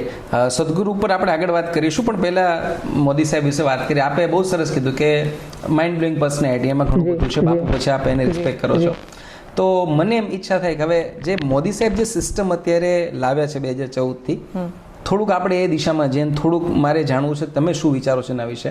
તો તમને શું લાગે છે એ government, being a government, Modi સરકાર જે બી કર્યું ગુજરાતમાં એઝ અ સીએમ અને now whatever is doing in as a PM in India, તો તમારું શું વ્યૂ છે એને લઈને? શું લાગે છે એ કઈ દિશામાં જઈ રહ્યા છે અને શું કરી રહ્યા છે અને કેટલું વિશાળ થશે તમારી દ્રષ્ટિએ? એક બહુ જ સરસ સાયકોલોજીસ્ટ છે જોર્ડન પીટરસન. ઓકે. એને કોઈએ પૂછ્યું હતું કે દેશ બદલવો હોય કે દુનિયા બદલવી હોય તો ક્યાંથી શરૂ કરવાનો? તો એને કીધું કે ઊભા થઈને પેલા સાવણી લઈને તમારા રૂમનો કચરો કાઢી નાખો. એટલે તમે જ્યારે સાહેબનું કાર્યક્ષેત્ર સમજશો ત્યારે તમને ખ્યાલ આવશે કે એમણે ખૂબ જ નાની શરૂઆત કરેલી છે. નાના પદ ઉપરથી એ એક સીએમ કક્ષા સુધી પહોંચ્યા. ગુજરાતનું એક ડેવલપમેન્ટ મોડલ બનાવ્યો, એ મોડલને આખા ભારતને પિચ કર્યો. એના સક્સેસ ઉપરથી એમણે લોકોનો વિશ્વાસ જીત્યો. અને આજે સાહેબની છેલ્લી 10 વર્ષની ટર્મ આપણી સામે જ છે કે એમણે કેટલા સફળ નેતૃત્વથી ભારતનું આખું નેરેટિવ ચેન્જ કરી નાખ્યું છે ગ્લોબલ પર્સપેક્ટિવથી. તો આજે સાહેબ અટકવાના તો છે જ નહીં. હું જ્યાં સુધી સમજુ છું, મારી જેટલી સમજણ છે કે એમનું આખું સપનું જ અલગ છે કે અત્યારથી આવતા 20 વર્ષ પછી કેવી રીતે ઇન્ડિયા ગ્લોબલ ડોમિનન્સ તરફ જઈ શકે, એ એમનું સપનું છે. હું માનું છું ત્યાં સુધી. અને એ હોવું જ જોઈએ, કેમ ના હોવું જોઈએ કે ઇન્ડિયા પાસે યુથ છે, ઇન્ડિયા પાસે પોપ્યુલેશન છે, ઇન્ડિયા પાસે સિઝન્સ છે, ઇન્ડિયા પાસે રિસોર્સિસ છે, ઇન્ડિયા પાસે આર્થિક વ્યવસ્થા છે, એટલી બધી વસ્તુઓ છે કે જે સક્સેસની તરફ આંગળી ચીંધી જ રહી છે. તો મને એવું લાગે છે કે એમનું વિઝન અહીંયાથી લઈને એક વૈશ્વિક સ્તર સુધીનું છે. ફર્સ્ટ ટાઈમ તમને ખબર પડી કે તમારે મોદી સાહેબને મળવાનું છે, એ પહેલાંની ફિલિંગ શું હતી અને મળ્યા પછી એમાં કંઈ ચેન્જ હતો કે તમને એ માણસ પ્રત્યેની સેમ લાગણી રહી કે નહીં? હું બહુ બધા લોકોને મળી છું મારા જીવનમાં, અને કદાચ હું એક કહું કે મારી પર્સનાલિટીનો એક ભાગ હોય તો હું ક્યારેય ઇન્ટિમિડેટ નથી થતી લોકોથી. ઓકે. કે કોઈ પણ સારી ગમે તેટલી વ્યક્તિ હોય, એ કોઈ પણ સામાન્ય વ્યક્તિ હોય, મારા માટે એના માટેનો પ્રેમ, એના માટેનું રિસ્પેક્ટ, એના સાથેની સેન્સિટિવિટી એ એક સરખું જ હોય હંમેશા, ક્યારેય વધારે કે ઓછું હોતું નથી. તો સાહેબને મળ્યા પહેલા મને એક્સાઇટમેન્ટ હતું ઓબ્વિયસલી કે આપણા ભારતના પ્રાઇમ મિનિસ્ટર ઘરે આવી રહ્યા છે, તો એક્સાઇટમેન્ટ તો હોય જ ને.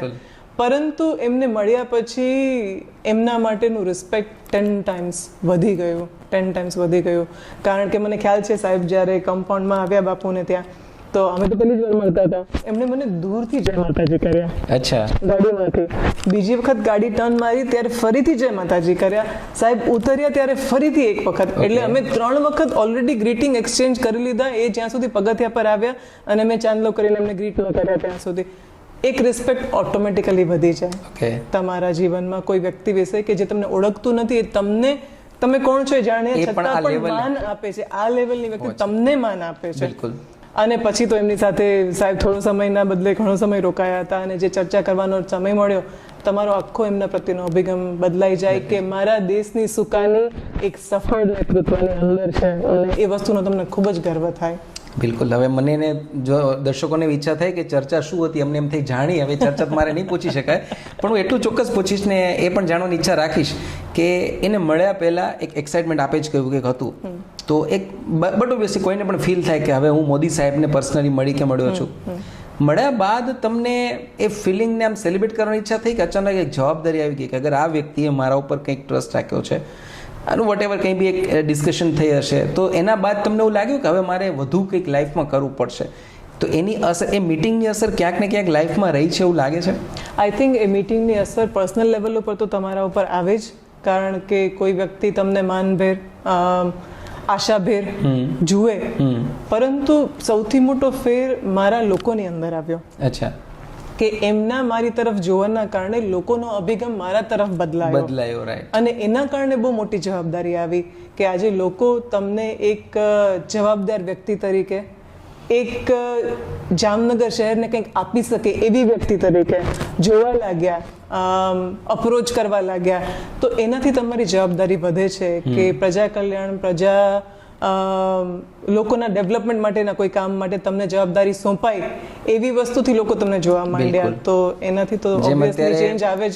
લોકોને એક બિલીફ છે ને, લોકોને એવું માનો મોદી સાહેબ પાસે અપેક્ષા છે કે મોદી સાહેબ એક વખત ભારતને ક્યાંથી ક્યાં લઈ જશે. સેમ વે તમારા દ્વારા અચાનક લોકોને અપેક્ષાઓ જાગી, પરસેપ્શન ચેન્જ થઈ ગયું. પરસેપ્શન ચેન્જ થયું એવું કહી શકાય. બાકી હું જામનગરમાં જ રહેતી ગઈ આટલા વર્ષોથી. અચાનક હું આટલા વર્ષથી હું આ જ કાર્યક્ષેત્રમાં હતી, હું આ જ રીતે કામ કરતી હતી, હું કોઈ અલગ વ્યક્તિ નહોતી. પરંતુ કહેવાય ને કે હીરાને પારસ મળે. એક્ઝેક્ટલી, એ મળી ગયું, એક મોમેન્ટ થઈ ગઈ. ઓકે. તો એના કારણે આપણે એમ કહી શકાય કે એક શિક્ષણવિદ, એક વક્તા, સ્કૂલના CEO, એક સરસ સંસ્થાનું મેનેજમેન્ટ આપ કરો છો, આપને પોતાની શાળા સંસ્થા છે, એમાંથી અચાનક આ જાહેર જીવનમાં પબ્લિક ફિગર તરીકે આવ્યો. So that was the moment કે પછી આ ફિલ્ડમાં આવવાનું રીઝન શું છે તમારા માટે કે મારે હવે આ બધું છોડી એક એક્સ્ટ્રા બી આમાં વેલ્યુ એડ કરીને મારે મારી લાઈફમાં આ કરવું છે? ઘણી વખત એવું હોય ને કે તમારું વિઝન, તમારો ગોલ અને લોકો માટે કંઈક કરી છૂટવાની લાગણી આ એટલી બધી મોટી હોય કે ક્યારેક તમને મેદાન મોકળું જોઈએ. બિલકુલ. તમારું પોતાનું મેદાન તમને નાનું લાગે. અને એ જ વસ્તુ છેલ્લા 12 વર્ષથી આજે હું એજ્યુકેશનમાં છું. મેં અસંખ્ય બાળકો સાથે કામ કર્યું છે. ક્યાંક ને ક્યાંક એના જીવનમાં પોઝિટિવ ચેન્જ લાવવા માટે હું જવાબદારી ઉપાડું છું. તો એ જ વસ્તુ આજે યુથને કેવી રીતે આપી શકાય? આજે આટલા બહોળા પ્રમાણમાં આપણી પાસે યુઝ છે ભારતની અંદર, તો એની લાઈફને કેવી રીતે ટચ કરી શકાય શિક્ષણ સિવાય? એ વસ્તુ મારા માટે આજે મારા દિલને ખૂબ નજીક છે કે એવું હું શું કરું, કે એવી હું કયા જગ્યા ઉપર બેસું કે જેનાથી હું મેક્સિમમ યુથને મારા નોલેજનો, મારા અનુભવનો કે મારા વિઝનનો હું ફાયદો આપી શકું. અને બીજું કે કોઈ પણ વસ્તુ જીવનમાં ટીમ બિલ્ડિંગ વગર થતી જ નથી. અને એની અંદર જાહેર જીવનમાં પ્રજા તમારી સાથે જોડાય, એક ટીમ બિલ્ડિંગ થાય, તો જ સકારાત્મક કાર્યો, લોક કલ્યાણના કાર્યો સાથે મળીને થઈ શકે. ગુડ. 2 ક્વેશ્ચન આમાંથી મને મળ્યા. પહેલો ક્વેશ્ચન એ કે આપ CEO છો, સંસ્થાનું વધુ ભાર લઈને ચાલી રહ્યા છો, તો તમારા સ્ટુડન્ટ્સ, છોકરાઓ પ્રત્યે તમે કેવા છો? એકદમ મૃદુ, રુજુ, વાલા? અને તમારા મેનેજમેન્ટ માટે, તમારી ટીમ માટે કેવા છો? સ્ટ્રિક્ટ છો કે એના માટે પણ તમે બધું છૂટછાટ છો? આ 2 રોલ કેવા છે? સેમ છે કે ડિફરન્ટ છે? પછી તો તમારે એ લોકોને ના પૂછવું જોઈએ. મને પૂછશો તો કઈ સાચો જવાબ મળવાનો છે નહીં. મેં સોશિયલ મીડિયા ઉપર અને ઘણી જગ્યાએ જોયું છે કે આ બાળકો સાથે બાળક થઈને મેં રમતા જોયા છે સોશિયલ મીડિયા ઉપર. એની સાથે માટીઓમાં તમે પેલું કંઈક કામ કરો છો નાના નાના બાલુડા સાથે. તો બહુ રેર જોવા મળે કે કોઈ એક ઓર્ગેનાઇઝેશનનો CEO હોય એ પર્ટિક્યુલર એના એ લેવલના બાળકો સાથે એને જે ગમે છે એવું કરે. તો what I mean to say, મારે એ પ્રશ્ન પૂછવો છે કે તમને આ ગમે છે, કેટલું ગમે છે, અને તમે આ રેગ્યુલરલી કરો છો કે ઓકેઝનલી કરો છો બાળકો સાથે રમવાનું ને એવું બધું? હું તમને બહુ જ જીવનનો મંત્ર આપીશ. CEO, એજ્યુકેશન, બાળકો, એ બધું નહીં.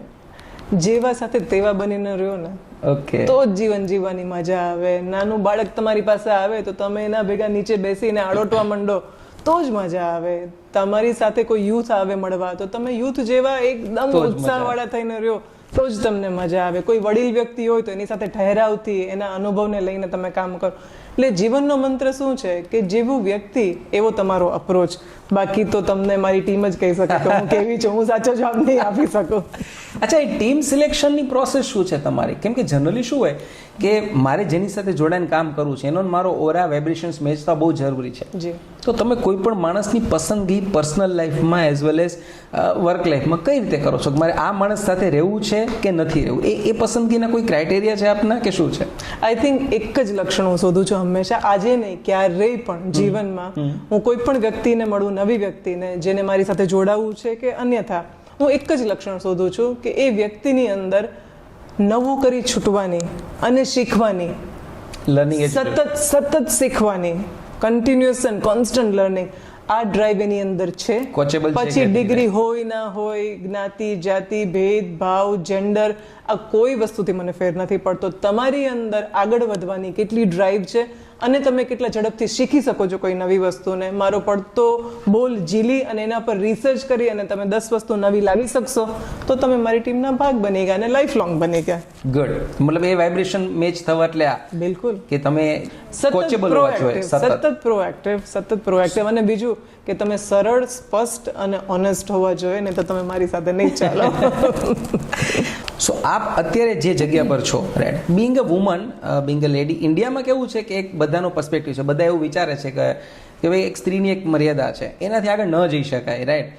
અને એવું કદાચ ક્યાંક ને ક્યાંક ખુદ સ્ત્રી પણ માને છે ઓનેસ્ટલી. એને પણ એવું લાગે છે કે ભાઈ આપણું કામ છે, આપણું કામ નથી. ફોર એક્ઝામ્પલ ડિફેન્સ છે તો ડિફેન્સમાં એવું માને કે ભાઈ મેલ લોકો વધુ સક્સેસફુલ જઈ શકે, બિંગ અ લેડી તમે ન કરી શકો. કેમ નિર્મલા સીતારામન નથી?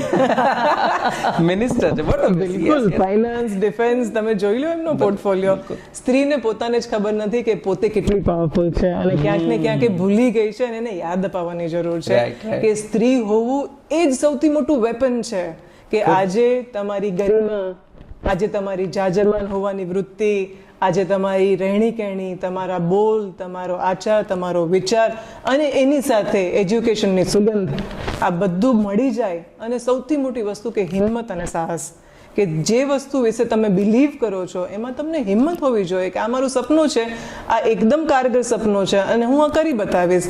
પછી કોઈ તમને હતાશ કરે તો ઠીક છે, તો જીવનનો ભાગ છે, થવાનું જ છે.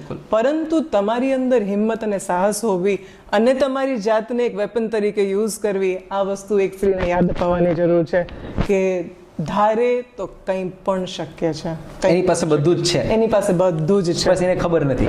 યાદ અપાવવાનું છે. એને ખબર પણ છે, એને ખબર, એના મનમાં એ જાણે પણ છે, ખાલી એને યાદ અપાવવાનું છે કે જરાક જાગ તો તને યાદ છે કે તું આ પણ કરી શકે છે.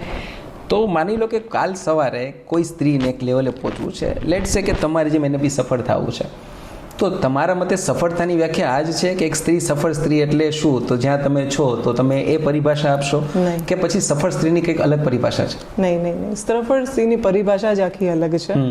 સફળ સ્ત્રી હું કોને ગણું છું કે જેને કોઈના વેલિડેશનની જરૂર નથી. વાવ, ગ્રેટ. મને કોઈના વેલિડેશનની જરૂર નથી, મને કોઈના જજમેન્ટની જરૂર નથી. જો મારું સપનું સાચું, સત્ય અને સફળ હશે તો એ જળહળીને જ રહેશે. બિલકુલ. પછી એ મારું સપનું મારા પરિવારને લઈને હોય કે મારી સંસ્થાને લઈને હોય કે મારા સમાજને લઈને હોય કે આવતીકાલના યુવાનોને લઈને હોય, એ સપનું કોઈ પણ હોઈ શકે. બિઝનેસ હોઈ શકે, ઓન્ટરપ્રેન્યોર હોઈ શકે, સોશિયલ હોઈ શકે, પર્સનલ હોઈ શકે, કે પછી એક વ્યક્તિગત તરીકે ખુશ જીવન જીવવાની ઈચ્છા કેમ ના હોઈ શકે. એ બધા જ સફળ સપના છે. સફળ સપના બનવા માટે, સફળ સ્ત્રી બનવા માટે કોઈ સીઈઓ બનવાની જરૂર નથી, કોઈ જાહેર જીવનમાં આવવાની જરૂર નથી કે કોઈ ઓન્ટરપ્રેન્યોર બનવાની જરૂર નથી. તમે સફળ ક્યારે કે જ્યારે તમારા જીવનની સુગંધ ખૂણા ખૂણા સુધી પહોંચે, એ સફળ સ્ત્રી. તમે જે બી ફિલ્ડમાં છો, જ્યાં પણ છો, બની શકો 100% કરો. એવું નથી કે આ જ થવું. બિલકુલ. ગ્રેટ. તો તમને ક્યારે એવું થયું છે ફીલ, મતલબ દરેક માણસની એક તમન્ના હોય કે આ મારો આઈડલ છે, મારો રોલ મોડેલ છે. તમારા બી ઘણા બધા હશે ડિફરન્ટ ફિલ્ડમાં, તો અગર હું તમને પૂછું કે તમે તમારી પર્સનાલિટીને કોઈ સાથે સરખાવવા માંગતા હોય તો કોની સાથે સરખાવશો કે હું છું ને આના જેવી છું અથવા તો મારે એવું કોઈ ખરું કોઈ વ્યક્તિ? એવી ભૂલ હું કોઈ દિવસ ના કરું. એવી ભૂલ હું કોઈ દિવસ ના કરું, કારણ કે પોતાની જાતની સરખામણી કરવી એનો મતલબ એવું કે તમે સ્વીકાર કરી લીધું કે હું કોઈના કરતા એક લેવલ નીચે છું અને એનાથી મારે ઉપર જવું છે. લિમિટ બાંધી લીધી. એટલે સરખામણી કોઈ દિવસ કરવાની નહીં, તુલના કોઈ દિવસ કરવાની નહીં. આ વસ્તુ હું યુથને વારંવાર કહું છું. તમે કોઈથી ઉપર નથી, તમે કોઈની નીચે નથી. જેમ છે એમ જોશો ત્યારે જ તમે આગળ વધી શકશો. એટલે તુલના મહેરબાની કરીને કરશો જ નહીં. મતલબ સતત જો આગળ વધવું હોય તો બંધાઈને નહીં રહેવું. બિલકુલ બિલકુલ. Great great. હવે જ્યારે વાત સ્ત્રીની થઈ છે, સ્ત્રીની પરિભાષાની, સફળ સ્ત્રીની વ્યાખ્યાની, તો પુરુષની વાત લઈ લઈએ, રાઈટ? અમે શું કામ બાકી રહીએ? તો તમને શું લાગે છે કે આ દેશમાં અથવા વર્લ્ડ વાઇડ સ્ત્રીને જે રિયલાઇઝ થવું, જે રિયલાઇઝેશન કરાવવામાં એક મેલ પર્સન, એક પુરુષનો કેટલો રોલ હોવો જોઈએ? Being a husband, being a father, being a brother, being a friend, એનો શું રોલ હોવો જોઈએ? એનું શું પરસેપ્શન હોવું જોઈએ towards that particular girl, woman, lady, whatever? એનું શું હોવું જોઈએ રોલ? ખૂબ જ મોટો અને ખૂબ જ પાવરફુલ રોલ છે મેલ કેન્ડિડેટ્સનો. કે કેવી રીતે કે આજે તમારા જીવનમાં કોઈ પણ પુરુષ હોય, એ તમારા પિતા હોય, તમારા પતિ હોય, તમારા ભાઈ હોય કે તમારા મિત્ર હોય કે તમારા બિઝનેસ એસોસિએટ્સ હોય, આ બધાની એક બહુ મોટી જવાબદારી છે સ્ત્રી ઉપર કે એને બમણી મહેનત કરવાની છે. સ્ત્રીને બમણી મહેનત કરવાની છે. તમે સાંભળજો કે એક તરફી નહીં, એને ડબલ મહેનત કરવાની છે. પહેલા તો એને એ પુરવાર કરવાનું છે કે હું સ્ત્રી હોવા છતાં પણ સક્ષમ છું. હા, ઓકે. અડધી ફાઇટ તો આ જ છે, રાઈટ, કે એ એસ્ટાબ્લિશ કરવાનું કે હું સ્ત્રી હોવા છતાં સક્ષમ છું. અને બીજી ફાઇટ એ છે કે એક વખત એસ્ટાબ્લિશ થઈ ગયા પછી સફળતાના પગલાઓ માટે પ્રોજેક્ટ્સ કરવા, એક્શન લેવા કે એને સારી રીતે નિભાવવા, આ બધામાં તમને અપરંપાર હિંમતની જરૂર પડે. અને હિંમત તમને કોણ આપી શકે? તમારી આજુબાજુનું વાતાવરણ, એ આજુબાજુના વ્યક્તિઓ, આજુબાજુના પુરુષો. બીજું એક મહત્વની વસ્તુ એ છે કે જેન્ડરને આટલું બધું મહત્વ આપવાની જરૂર નથી. આ બંને સમોવડી જ છે અને બંને એકબીજાના સિક્કાની બે બાજુઓ છે. એક પુરુષને સ્ત્રીની પણ એટલી જ જરૂર પડે છે જેટલી સ્ત્રીને પુરુષની જરૂર પડે છે. તો ક્યારેય આપણે એવું ન બતાવીએ સમાજમાં કે સ્ત્રી બિચારી છે અને એને પુરુષની જરૂર છે. આવું બિલકુલ છે જ નહીં. એ તમે યાદ રાખજો કે અમે લોકો બિચારા છે જ નહીં. આપણે સિક્કાની બે બાજુ છીએ. That's it. કે કોમ્પ્લિમેન્ટ્સ છે, બંનેને એકબીજાની એટલી જરૂર પડે છે અને સાથે મળીને ઘણું બધું ક્રિએટ કરી શકે. બિલકુલ રાઈટ. હવે આપનો જામનગર પ્રત્યેનો પ્રેમ તો આપે શરૂઆતમાં જ મેન્શન કર્યો હતો. માની લો કે કાલ સવારે તમને ચાન્સ મળે અને ઈશ્વર કરે, માતાજી કરે કે તમને ચાન્સ મળે કે તમારી પાસે પાવર સત્તા હોય, તો જામનગરને તમારે આદર્શ શહેર બનાવવું હોય અથવા તો બીજી ભાષામાં વાત કરીએ કે આદર્શ શહેર, એની પરિભાષા તમારી દ્રષ્ટિએ શું છે? આદર્શ શહેર એને કહેવાય કે જ્યાં દરેક નાગરિક, શહેરનો દરેકે દરેક નાગરિક ધારેલી વસ્તુઓમાં ભાગ લઈ શકે. ધારેલી વસ્તુઓ એટલે શું? સ્પોર્ટ્સ છે, ઓકે, કે આજે અદ્યતન સ્પોર્ટ્સ કોમ્પ્લેક્સ હોય, સ્વિમિંગ પુલ હોય કે જ્યાં લોકો એક્સરસાઇઝ કરવા જઈ શકે. મારા મનમાં બહુ ટાઈમથી એક સપનું છે કે બાળકો રમત રમે છે પણ મોટા લોકો રમત રમતા ભૂલી ગયા છે. કે એક એવો થીમ પાર્ક કે જ્યાં યંગ લોકો જઈને ફિઝિકલ એક્ટિવિટીઝમાં એન્ગેજ થઈ શકે, કે જ્યાંથી એને જો કોઈ પણ જગ્યાએ મેન્ટલ સ્ટિમ્યુલસ જોઈતું હોય તો પેલા ફિઝિકલ સ્ટિમ્યુલસ જોઈએ. તો એવું જ શહેર કે જ્યાં દરેક પ્રકારની વ્યવસ્થા છે, કે સ્પોર્ટ્સ કરવું હોય તો સ્પોર્ટ્સ છે. આજે સિનિયર સિટીઝન્સ છે તો એ લોકોને ચાલવા માટે ખૂબ જ અગવડ પડે છે કે રોજ સાંજે લંગ્સની અંદર પોલ્યુશન ન જાય અને ચોખ્ખું ઓક્સિજન જાય એવી કઈ જગ્યા ચાલવા માટે? તળાવની પાડ છે, ખૂબ જ સરસ છે, પણ ઠેર ઠેર જગ્યાએ આપણને આવા નાના નાના ગ્રીન ઝોન મળતા રહે, એ એક મોટું સપનું છે. હેલ્થ છે તો હેલ્થને લઈને અત્યારે જામનગરમાં ઘણી બધી સમૃદ્ધિ આવી રહી છે. 2-3 મલ્ટી સ્પેશિયાલિટી હોસ્પિટલ્સ બની છે. જીજીમાં ખૂબ સરસ કામ થઈ રહ્યું છે. હજુ હેલ્થ પણ ઇમ્પ્રૂવ થાય, રોડ ઇન્ફ્રાસ્ટ્રક્ચર ઇમ્પ્રૂવ થાય અને સૌથી મોટું મારું સપનું કે જામનગર લીલું બને અને જામનગરનું બ્યુટિફિકેશન થાય. કે આપણે ફોરેનથી આવીને એટલા બધા ઇમ્પ્રેસ થઈ જાય છે. શું કામ? કારણ કે બ્યુટીફુલ હોય છે બધું, આંખોને નયન રમ્ય હોય છે બધું. તો શું જામનગરને બ્યુટીફુલ ના બનાવી શકાય? બનાવી જ શકાય ને. તો આવા બધા સપનાઓ લઈને તમે જો જામનગરને બ્યુટીફાઈ કરવા નીકળો, સિનિયર સિટીઝન્સને ધ્યાનમાં રાખો, યુથને ધ્યાનમાં રાખો, લોકોને હેલ્થને ધ્યાનમાં રાખો, તો ઘણા બધા કાર્યો થઈ શકે એવા છે. પણ અહીંયા છે ને મેમ એક ક્વેશ્ચન છે, પબ્લિકની એવી ડિમાન્ડ છે કે ગવર્મેન્ટ આપતી નથી. ગવર્મેન્ટનું એવું કેવું છે કે અમે આપીએ છીએ પણ તમે એને મેન્ટેન નથી કરતા, તમે જે જવાબદારી હોવી જોઈએ બિંગ અ સિટીઝન એ નથી થતું. આ જે ગેપ છે ને એમાં ક્યાંક ને ક્યાંક બંને વચ્ચેનો એક જે બ્રિજ બનવો જોઈએ બ્રિજ બનતો નથી. Accountability, the word we are looking for is accountability. કે આજે મેં તમને કોઈ બહુ સરસ ગિફ્ટ આપી તો એ ગિફ્ટના તમારે પૈસા ચૂકવવાના નહોતા, પણ એ ગિફ્ટને તમે કેટલા પ્રેમથી સાચવો છો એ તમારી અકાઉન્ટેબિલિટી છે. કે આજે સરકારશ્રી તરફથી કોઈ પણ પ્રોજેક્ટ લોકાર્પણ કરવામાં આવે કે તમને સોંપવામાં આવે જાહેર પ્રજાને, તો જાહેર પ્રજા એના ઉપર કેટલી અકાઉન્ટેબિલિટી સ્વીકાર કરે છે કે આ મારું છે, મારા માટે છે અને આને મારે જ જાળવીને રાખવાનું છે. તો આ વસ્તુ જ્યારે પ્રજાની અંદર આવશે તો ઓટોમેટિકલી આ બ્રિજ થઈ જશે. અને એના માટે એક્ઝેક્ટ એક બે સ્ટેપ કોઈ તમને લાગે છે કે જ્યારે આપણે બિંગ અ સિટીઝન આપણામાં વિચાર જન્મે કે આ મારું છે, આજે જ્યાં બ્યુટિફિકેશન થયું છે તળાવનું કે પછી કોઈ બીજી આપણે સુવિધા આપે છે ગવર્મેન્ટ, તો મારું છે, એના માટે તમને શું લાગે છે કે શું થાય, ચેન્જીસ એવા કયા આવે સોસાયટીમાં તો લોકો આને મારું પોતાનું ગણતા થાય? હંમેશા લોકોને કોઈ પણ પ્રોજેક્ટમાં જોડાવા, એમને સાથે જોડવા અને એમને સેન્સ ઓફ ઓનરશિપ આપવી. લેટ ધેમ ફીલ કે આ તમારું છે. કે કોઈ પણ પ્રોજેક્ટ થઈ રહ્યો હોય તેમાં એ લોકોને સાથે જોડી ઇન્વોલ્વ કરવા અને એને ઇન્વોલ્વ કરો તો એને એવું થાય ને કે મારું છે. અને તમે જોશો કે ઘણા ખરા હદે એ ચેન્જ આવ્યો પણ છે. આજે આપણી તળાવની પાર્ટ છે કેટલી સરસ મેન્ટેન થાય છે, લોકો એને કેટલા પ્રેમથી વાપરે છે, એના માટે કેટલું બધું એને અફેક્શન છે. તો એક જીવતું જાગતું ઉદાહરણ છે જ કે પ્રજા પોતાના આપેલા વસ્તુઓને સાચવીને રાખે જ છે. પરંતુ આનો એક જો સોલ્યુશન હોય તો એ છે અકાઉન્ટેબિલિટી અને લોકોનું ઇન્વોલ્વમેન્ટ કોઈ પણ પ્રોજેક્ટની અંદર, જે ગ્રેજ્યુઅલી આવી રહ્યું છે. બિલકુલ. અગર એક શહેર માટે આ સપનું છે તમારું, તો પછી એકતાબાના હૃદયમાં ભારત માટે શું સપનું છે? કેવું ભારત જોઈએ છે? ઓહો, મારું સપનું બહુ મોટું છે, બહુ જ મોટું છે. ભારત ઓલરેડી એટલો બધો સુંદર દેશ છે કે એની સુંદરતા તમે મારી આંખોથી જુઓ તો તમને ખબર પડે કે મને નાની નાની વાતમાં સુંદરતા દેખાય, મને નાની નાની વાતમાં એસ્થેટિક્સ દેખાય, મને નાની નાની વાતમાં એવું થાય કે ઓહો આને હજી થોડું મોટું કરીએ તો કેવું સરસ લાગે. આપણી પાસે શું નથી, આપણી પાસે શું નથી, પણ દરેક વસ્તુને એક પ્રેઝન્ટેશન આપવાનું છે. કે હમણાં હું જયપુર ગયેલી તો જયપુરની અંદર એક બહુ જ મોટી ચળવળ દેખાય તમને બ્યુટી ડિઝાઇન આર્ટ્સ સેગમેન્ટમાં, કે ઓલમોસ્ટ એવું કહી શકો કે એ મિની ઇટલી બનવા જઈ રહ્યું છે, કે ડિઝાઇન ડિસ્ટ્રિક્ટ બનવા જઈ રહ્યું છે, કે ત્યાં એટલા બધા નવા નવા કારીગરો નવી નવી આર્ટ પ્રમોટ કરી રહ્યા છે. બ્લોક પ્રિન્ટિંગ છે, જ્વેલરી છે, જેમસ્ટોન્સ છે.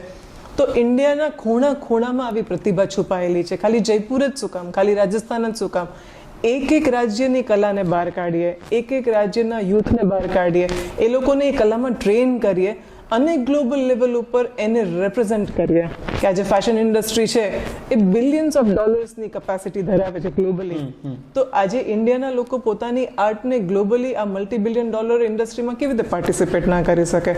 તો ઇન્ડિયા માટે તો સપનાઓ અનહદ છે. એ પછી એજ્યુકેશન હોય કે હેરિટેજ એન્ડ ટેક્સટાઇલ્સ હોય કે પછી બ્યુટિફિકેશન હોય કે પછી ગ્રીન કવર વધારવાનું હોય, પણ અસંખ્ય પ્રોજેક્ટ્સ છે, પણ બધું જ શક્ય છે. રાઈટ. આપ જ્યારે વાત કરી રહ્યા છો ઘણા બધા દેશના અલગ અલગ પ્રોજેક્ટ્સની, અને આપે કહ્યું કે ઇન્ડિયામાં ઘણું બધું છે જે નાનું નાનું છે પણ એને આપણે પ્રેઝન્ટ પ્રોપરલી કરી થઈ શકે. તો આના માટે આપણું ટ્રાવેલિંગ ડેફિનેટલી ઘણું બધું હશે. મને ફરી પાછો એક ક્વેશ્ચન મનમાં આવ્યો કે તમે ટ્રાવેલ કરો છો, જેમ અત્યારે મારી સામે એકતાબા બેઠા છે, સેમ કોસ્ચ્યુમમાં સેમ પહેરવેશમાં રાજસ્થાન જયપુર જાય છે, ઇંગ્લેન્ડ જાય છે, લેબનન જાય છે, યુએસ જાય છે, કે પછી ત્યાં જઈને અલગ એકતાબા જોવા મળે છે અમને? એ શું છે? બહુ સિમ્પલ વસ્તુ છે, નથી? જેવો દેશ એવો વેશ. ઓકે. કે તમે જ્યાં જાઓ ત્યાં દૂધમાં સાકર મળી જાય એવી રીતે થઈને જાઓ જેનાથી તમને પણ યોગ્ય ટ્રીટમેન્ટ મળે અને તમે પણ રિસ્પેક્ટેબલ વ્યક્તિ થઈને એની વચ્ચે બેસી શકો. આજે નેશનલ ડ્રેસની જ્યાં જરૂરિયાત હોય ત્યાં બિલકુલ નેશનલ ડ્રેસને પ્રમોટ કરો. જ્યાં જેવા થઈને રહેવાતું હોય એવી રીતે રહેવાય. એટલે હું એવું નથી કહેતી કે હું ખાલી હંમેશા 24/7 સાડીમાં જ ફરું છું. હું બધા પ્રકારના કેમેરામાં વધારે પડતા આપ સાડીમાં દેખાઓ છો, કે અમે ફંક્શન્સમાં જોયા છે, ઇન્ટરવ્યુઝમાં જોયા છે, પોડકાસ્ટમાં જોઈએ છીએ આપને, ચાહે સદગુરુની ઇવેન્ટ હોય કોઈ બીજી ઇવેન્ટ હોય, તો આપ એમાં સાડીમાં છો. તો લોકો એવું માને છે કે લગભગ સિમ્પલ કારણ એટલું જ છે કે સોશિયલ મીડિયા પર ફક્ત મારું કાર્યક્ષેત્ર જ હું કવર કરું છું. હું ક્યારેય પર્સનલ લાઈફ મારી કવર કરતી નથી, because there is a reason, it's called personal life. Personal લાઈફમાં હું બીજા પણ કપડાં પહેરું છું, હું વાસ્તવિક વ્યક્તિની જેમ જ રહું છું, હું બહુ રિયલિસ્ટિક માણસ છું.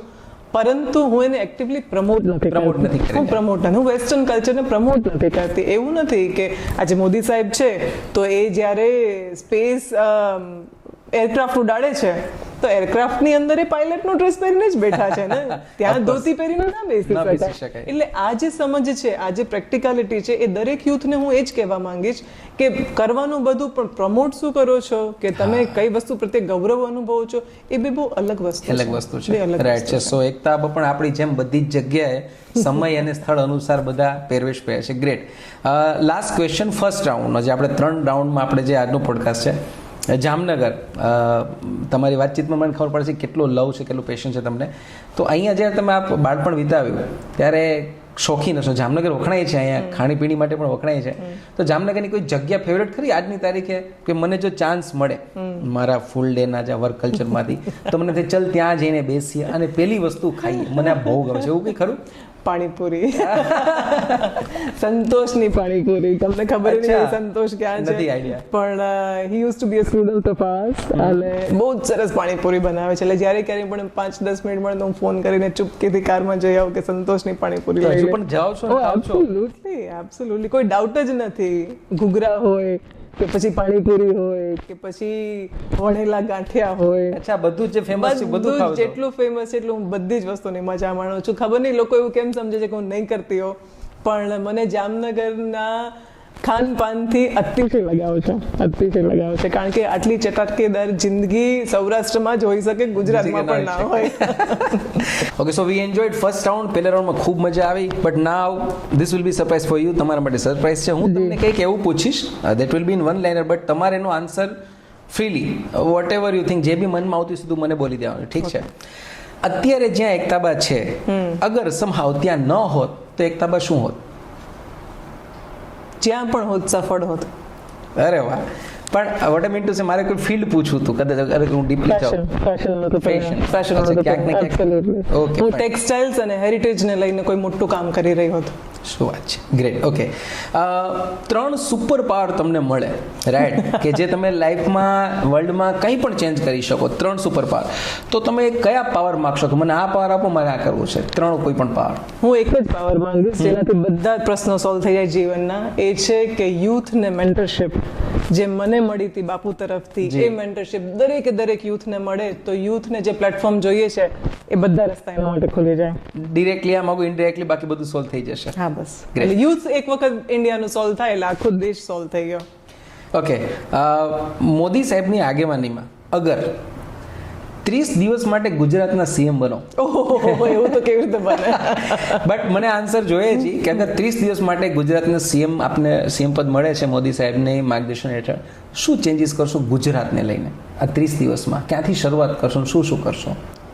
જો આ તો પેલા નાયક મૂવી જેવો ક્વેશ્ચન થયો કે તમને એક દિવસ માટે પીએમ કે સીએમ બનાવે તો તમે શું કરી શકે? બિલકુલ. પરંતુ આપણું અહીંયા ચિત્ર કંઈક અલગ જ છે કે નાયક મૂવીમાં તો દેશ ખૂબ જ ખરાબ સ્થિતિમાં બતાવેલો હતો.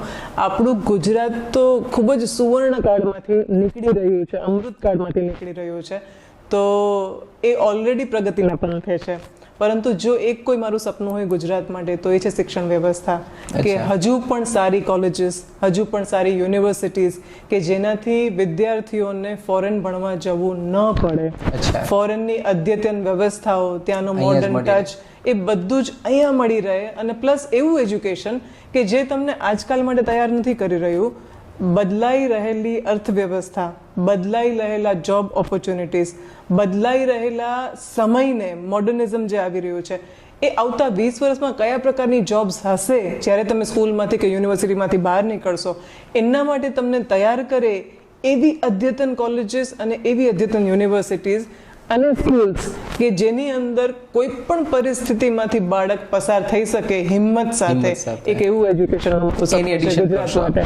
એ થઈ જ રહ્યું છે, પણ એમાં થોડો વધારે ઓપ આપીશું. તમારા દરેક જોબમાં છે ને યુથ ક્યાંક ને ક્યાંક ડિરેક્ટ ઇનડાયરેક્ટલી આવી જ જાય છે. તો ચલો એ જ પૂછી લો, અગર તમને ચાન્સ મળે ઇમિડિયેટ ચેન્જ ચપટી વખરતા આજના જે આપણું રિસન્ટલી જે યુથ છે એમાં લાવવા છે, તો કયા 1-2 ચેન્જ લાવશો કે આ તો મારે આમ બદલવું છે આજના યુથમાં?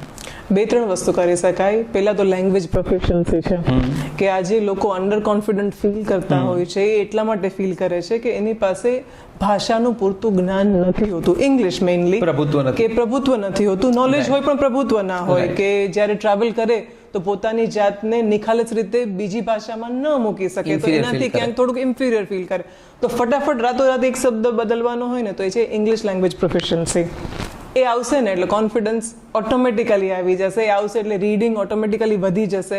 એ આવશે એટલે ઓટોમેટિકલી નોલેજ પણ વધી જશે. તો 3 જગ્યાએની જગ્યાએ એક વસ્તુ કહું તો લેંગ્વેજ પ્રોફિશિયન્સી. તો એના માટે શું કરી શકે? તમને શું લાગે છે કે જેનાથી લોકોમાં ફ્લુઅન્સી વધે, લોકો એમાં વધુ માસ્ટરી મેળવી શકે? શું કરી શકાય? હું હમણાં જ વિદ્યા સમીક્ષા કેન્દ્રની મુલાકાતમાં ગઈ હતી. ત્યાં મને 1-2 ખૂબ જ સરસ સોફ્ટવેર બતાવવામાં આવ્યા હતા કે જેની અંદર તમારું ઇંગ્લિશ કોમ્પ્રિહેન્શન છે કે Gujarati comprehension for that matter, તમે બોલો તો એ તરત જ તમને એસેસ કરીને પાછું આપે કે આટલી ભૂલ થઈ, આટલા પ્રોનાઉન્સિએશન ઇમ્પ્રૂવ કરવાના છે, આટલા ગ્રામેટિકલ મિસ્ટેક હતી. એ હું ઈચ્છું છું કે ગુજરાત સરકાર તરફથી દરેક યુથને એક એવું સોફ્ટવેર મળે કે જે તમે તમારા પોતાના ફોન પર ડાઉનલોડ કરી શકો અને સતત પ્રેક્ટિસ કરી શકો બોલીને એની સાથે. કારણ કે કેવું થાય છે, આજે હું તમને કહું કે દીક્ષિતભાઈ તમે મારી સાથે પ્રેક્ટિસ કરો, પણ છતાંય તમને ક્યાંક થશે પેલું થશે કે મેડમ મારી ભૂલ કાઢશે તો, કે એમને મારી ઠેકડી ઉડાડશે તો, પણ એ વસ્તુ એપ પર તો થવાની જ નથી. તો કોઈ એક એવું સોફ્ટવેરનું માધ્યમ કે જે ફોન પર હોય અને રાત્રે ઓછી રીલ્સ જોજો, રાત્રે થોડું સોફ્ટવેર પર પ્રેક્ટિસ કરજો કે જેનાથી તમારો કોન્ફિડન્સ લેવલ આવી જાય. આજે હું દુનિયાના કોઈ પણ ખૂણે હિંમતથી જઈ શકું છું. એ શા માટે? કે મને ખ્યાલ છે કે હું મારી વાત એકદમ કન્સ્ટ્રક્ટિવલી પોઝિટિવલી સામેવાળાને સમજાવી શકીશ. પછી એ હું જામનગરમાં હોઉં, ખંભાળિયામાં હોઉં, ભાણવડમાં હોઉં, ગમે ત્યાં હોઉં, કે પછી હું ઇન્ડિયામાં હોઉં, હિન્દીમાં કરવાનું હોય, કે પછી હું ફોરેનમાં હોઉં. તો ભાષા એટલું મોટું વેપન છે કે એને બિલકુલ અંડર એસ્ટિમેટ કરવા જેવું નથી. આમાં અત્યારે શું થયું છે, મને એવું લાગે છે કે જ્યારે મને અંગ્રેજી નથી આવડતું, મારી ફ્લુઅન્સી નથી, રાઈટ, કે હું એટલો કેપેબલ નથી બોલી શકું, ત્યારે હું ઇનડાયરેક્ટ વેમાં ગુજરાતીને મહત્વ આપવાનું શરૂ કરી દઉં છું કે બીઇંગ અ ગુજરાતી. જો પેલું ખલીલ ધનતેજની પંક્તિ છે કે વાત જેને મારી સમજાતી નથી એ ગમે તે હોય ગુજરાતી નથી. તો ગુજરાતી પ્રત્યેનું મને સ્વાભાવિક છે ગૌરવ હોવું જોઈએ, પણ ઇંગ્લિશ વગર નહીં ચાલે ફોર શ્યોર છે. તો મતલબ તમારું કેવું એમ છે કે ગુજરાતી આપણી માં છે ડેફિનેટલી, પણ ઇંગ્લિશને આપણે અપનાવી તો પડશે અગર તમારે વર્લ્ડ વાઇડ ગૌરવ હોવું ને પોતાની સંસ્કૃતિ ઉપર, પોતાની માતૃભાષા ઉપર. એ વસ્તુમાં બે વાત નથી, એ હોવું જ જોઈએ અને એને સાથે લઈને જ ચાલવાનું છે. પરંતુ આજે આપણે ગુજરાતી તરફથી ગ્લોબલ સિટીઝન તરફની જર્ની તરફ આગળ વધ્યા છે કે જ્યારે તમારે વૈશ્વિક નાગરિક બનવું હશે તો એના જેવો પહેરવેશ, એના જેવી ભાષા, એના જેવું બધું અપનાવવું પડશે. તમને યુદ્ધ લડવું છે પણ યુદ્ધના અસ્ત્ર શસ્ત્ર તો હોવા જોઈએ ને. યુદ્ધ જીતવું છે તો અસ્ત્ર શસ્ત્ર એ લાવો કે જે યુદ્ધમાં લાગુ પડે છે, અને સૌથી મોટું શસ્ત્ર છે એ ભાષા છે. Right, good, okay. Let's assume કે તમે પોલિટિક્સમાં છો અને એ પણ ઇન્ટરેસ્ટિંગ હવે છે, એ પણ આપ કરંટ ગવર્મેન્ટની ઓપોઝિશનમાં છો. So you are opposition leader, right, અને સંસદમાં અત્યારે બહેસ ચાલી રહી છે, તમારી સામે મોદી સાહેબ બેઠા છે અને તમારે બોલવાનો ચાન્સ છે. સ્પીકર તમને કહે છે કે એકતાબા સોઢા તમારી 5 મિનિટ. કયા મુદ્દા સાથે તમે મોદી સાહેબને લડત આપશો કે સાહેબ આ તમારે ચેન્જ કરવું જોઈએ, કે ઇમ્પ્લિમેન્ટ કરવું જોઈએ, કે લાગુ કરવું જોઈએ, વોટ એવર? તો એવું કયો એક પોઈન્ટ છે જે તમે મોદી સાહેબ સામે લડશો એ વાત માટે અત્યારે આ સમયમાં? એક ખૂબ જ સરસ રીલ હમણાં વાયરલ થઈ હતી, તમે જોઈ હશે તો, જેમાં મોદી સાહેબ પોતે જ કહી રહ્યા હતા કે હું અપક્ષ વિપક્ષને કહું છું કે તમે એટલા તો સ્ટ્રોંગ બનો કે તમે મને ચેલેન્જ કરી શકો. મને સાહેબની વસ્તુ ખૂબ જ ગમી કે એ પોતાના તો પ્રોજેક્ટ્સ બહુ જ સફળ રીતે પાર પાડી રહ્યા છે, પણ સાથે સાથે એ પણ જાણવા ઈચ્છે છે કે લોકો શું ઈચ્છે છે. આજે અપક્ષ વિપક્ષ ભૂલી જઈએ આપણે, પણ ખાલી જો સાહેબ તરફ કોઈ વાત આપણે પહોંચાડવી હોય તો એ પણ કરી શકાય કે એક મિનિસ્ટ્રી ઓફ એસ્થેટિક્સ હોવી જોઈએ. અચ્છા, મિનિસ્ટ્રી ઓફ એસ્થેટિક્સ હોવી જોઈએ કે જેની અંદર ભારતને જેટલું નયનરમ્ય છે હજી એનાથી વધુ નયનરમ્ય કેવી રીતે બનાવવું, કે વધુ ને વધુ પેશન પ્રોજેક્ટ્સ કેવી રીતે આપવા કે જેમાં પ્રજા જોડાઈ શકે અને ઇન્ફ્રાસ્ટ્રક્ચર ઇમ્પ્રૂવ થઈ શકે, જે ઓલરેડી થઈ જ રહ્યું છે. પણ યુથને રિલેટેડ ઇન્ફ્રાસ્ટ્રક્ચર, યુથને રિલેટેડ એવા પ્રોજેક્ટ્સ કે યુથને રિલેટેડ બ્યુટિફિકેશન કે જેનાથી યુથને પોતાના કન્ટ્રી પ્રત્યેની પ્રાઇડમાં હજુ વધારો થાય, એ પ્રાયોરિટીમાં આવી જાય. એ પ્રાયોરિટીમાં આવી જાય. Okay, great. કરપ્શન માનો છો ઇન્ડિયામાં ક્યાંક ને ક્યાંક છે એવું લાગે છે તમને? નેગેટિવ વસ્તુઓ વિશે શું કરવા ચર્ચા કરવી. હું હંમેશા એક જ વસ્તુ સમજુ છું કે પોઝિટિવ કામ કરો અને પોઝિટિવ આઉટલુક રાખો. જે બિનજરૂરી છે એ પોતાની રીતે જ ખરી જશે. અગર આ મુદ્દાને ચર્ચામાંથી જ કાઢવું હોય કે કાલ સવારે કોઈ આ મુદ્દા પર ચર્ચા જ ન કરે, એટલું બધું આપણે સ્પ્રેડ કરી દઈએ પોઝિટિવિટીને, એટલું સારું એટમોસ્ફિયર બનાવીએ, તો એના માટે શું કરી શકે? તમને શું લાગે? એક બહુ સિમ્પલ રસ્તો છે કે ઇન્સેન્ટિવ બેઝડ પે. ઓકે. કે તમે જેટલું પરફોર્મન્સ આપો છો એને સતત સરાહવામાં આવે મોનિટરી ગેઇન્સથી. રાઈટ. આજે તમે કોઈ એક્સ્ટ્રા કામ કર્યું કે તમે કોઈ નવો આઈડિયા ઇન્ટ્રોડ્યુસ કર્યો. અમારી સંસ્થામાં પણ એવી પદ્ધતિ છે કે કોઈ વ્યક્તિ credit where credit is due, આ વસ્તુ અમે સાથે લઈને ચાલીએ છીએ કે જેણે કોઈ પણ આઈડિયા આપ્યો છે, જેણે કોઈ પણ કોઈ સફળ વસ્તુ ઇમ્પ્લિમેન્ટ કરી છે, એને ટોટલ ક્રેડિટ આપવાની. પછી એ ફાઇનાન્શિયલી પણ હોય અને બધાની સામે જાહેરમાં પણ હોય. તો તેનાથી વ્યક્તિને સિસ્ટમ પ્રત્યે કામ કરવાનો જુસ્સો ઓર વધી જશે. અને હું એવું કહું કે કોઈને ખોટું કરવાનું મન થાય એવું વાતાવરણ શું કામ રચવું? એને જે જોઈએ છે એ પહેલાંથી જ આપી દઈએ. તો incentive base pay to me is a good idea, but મને ખ્યાલ નથી કે પ્રાઇવેટની બારે એ કેટલું સફળ થઈ શકે. હા, એ આખો ચર્ચાનો એક ચર્ચાનો વિષય છે કે ડિબેટેબલ છે કે પ્રાઇવેટ એન્ટિટીઝમાં એકદમ જ પોસિબલ છે કે જેટલું પરફોર્મન્સ એને સવાયો પે. ઓકે, હવે જે પ્રશ્ન પૂછું છું, મને એમાં વધારે રસ છે જવાબમાં. Your biggest fear. ઓહો. એવું કંઈ છે કે જે એકતાબાને ડરાવે છે અથવા એવું કંઈ છે જે સતાવે છે 24 કલાક કે પછી ક્યારેક ક્યારેક? તમારું ફિયર શું છે? કેમ કે you look so powerful, right? લોકોને એવું લાગે છે કે તમારી પાસે બધું જ છે, બટ સ્ટીલ સમવેર ક્યાંક તમને કોઈ ડર છે લાઈફમાં કે અથવા કંઈ સતાવે છે? બધાને હોય, મને પણ છે જ. ઓકે. પણ કેટલી નિખાલસતાથી જવાબ આપી શકું મને ખબર નથી, પણ મને લુચ્ચા લોકોથી બહુ ડર લાગે છે ખરેખર. જેવું હોવું એવું ના કહેવું, હોવું જુદું અને બતાવવું જુદું, મોઢા પર ખોટું બોલવું, પાછળથી બીજું બોલવું, મને આવા લોકોથી અતિશય ડર લાગે છે. કે ઓનેસ્ટી, ટ્રાન્સપેરન્સી અમારા જીવનના બહુ જ સ્ટ્રોંગ પ્રિન્સિપલ્સ છે. અને ઘણી વખત એવું ન થાય તમારી સાથે ત્યારે થોડું દુઃખ થાય કે મેં તમને શું સમજ્યા હતા. મતલબ આવા અનુભવ થયા છે? બિલકુલ, કેમ નહીં? આ જીવન છે, આ જીવનમાં ખાટું મીઠું કડવું બધું જ આવવાનું શીખતું રહેવાનું છે, અને એમાંથી શીખતું રહેવાનું છે. રાઈટ. ઓકે, આ 3 લોકો હું નામ બોલું છું. અગર આ 3 લોકોને તમારે આજની સ્થિતિએ રાઈટ નાઉ કંઈક સલાહ આપવી છે, રાઈટ, ગ્રેટ પરફોર્મન્સ માટે, તો શું આપશો? નંબર 1 મોદીજી, 2 રાહુલ ગાંધી, 3 અરવિંદ કેજરીવાલ. બીજા બંનેને હું એવું કહીશ કે એક સરસ લાંબો હોલિડે લેજો, સાહેબ ખૂબ જ કાર્યરત છે એટલે તમે થોડી શાંતિ રાખજો. ઓકે. અને સાહેબને સજેશન્સ તો શું આપવાના હોય, ખાલી મને એવું સમજાય છે ત્યાં સુધી કે એ સતત નવા લોકોને શોધી રહ્યા છે કે જેમની પાસે ભારતને સમૃદ્ધ, હજી અતિ સમૃદ્ધ બનાવવાના વિચારો હોય, પ્રોજેક્ટ્સ હોય, આઈડિયાઝ હોય, એને પાર પાડવાની ક્ષમતા હોય, નો હાવ હોય, ટેલેન્ટ હોય, સ્કિલ્સ હોય. રાઈટ. તો આવું યુથનું એક નેટવર્ક બને આખા ઇન્ડિયામાં, યંગ લોકો જોડાય સાહેબની સાથે અને એમના વિઝનને હજુ બળ આપે, હજુ ટેકો આપે અને એમનું પાયદળ બનીને આગળ વધે. I think that would be the greatest suggestion. Dream India વહેલી તકે બનશે. Absolutely. Right. Okay. Young India. Young India, exactly. આ જ 3 લોકોમાંથી અગર યુથને અને એકતાબાને કંઈક શીખવું હોય, કંઈક લેવું હોય, તો શું શીખશો? ત્રણેયમાંથી કઈ એવી પોઝિટિવ વસ્તુ છે? મને તો ખાલી એટલું જ જાણવું છે કે મોદી સાહેબનો સ્ટેમિના આવે છે ક્યાંથી. સાહેબ સવારે વારાણસીમાં હોય તો બપોરે સુરતમાં હોય તો ત્રીજે દિવસે દિલ્હીમાં હોય તો ત્યાંથી વળી મિડલ ઈસ્ટ પહોંચી ગયા હોય. અને પાછું એક રીલમાં તો મેં સાંભળ્યું કે સાહેબ કહેતા હતા કે હું 30 જ સેકન્ડમાં મને ઊંઘ આવી જાય છે. તો જે વ્યક્તિ દેશનો આટલો બધો કાર્યભાર ઓઢીને બેઠા છે એને 30 સેકન્ડમાં ઊંઘ આવી જાય તો એની અંદર અધ્યાત્મ કેટલું સ્ટ્રોંગ હશે. તમે વિચાર કરો કે એક વખત બધું સાઈડ પર કર્યું તો પછી બીજું કાંઈ જ નથી. એટલે આ બધી વસ્તુઓ સાહેબ ખૂબ શીખવા જેવી છે કે દેશને આગળ લાવવાનું પણ અધ્યાત્મ સાથે. બિલકુલ, સ્પિરિચ્યુઅલિટી એની અંદર એડ કરીને જ આગળ વધશે. ઓકે.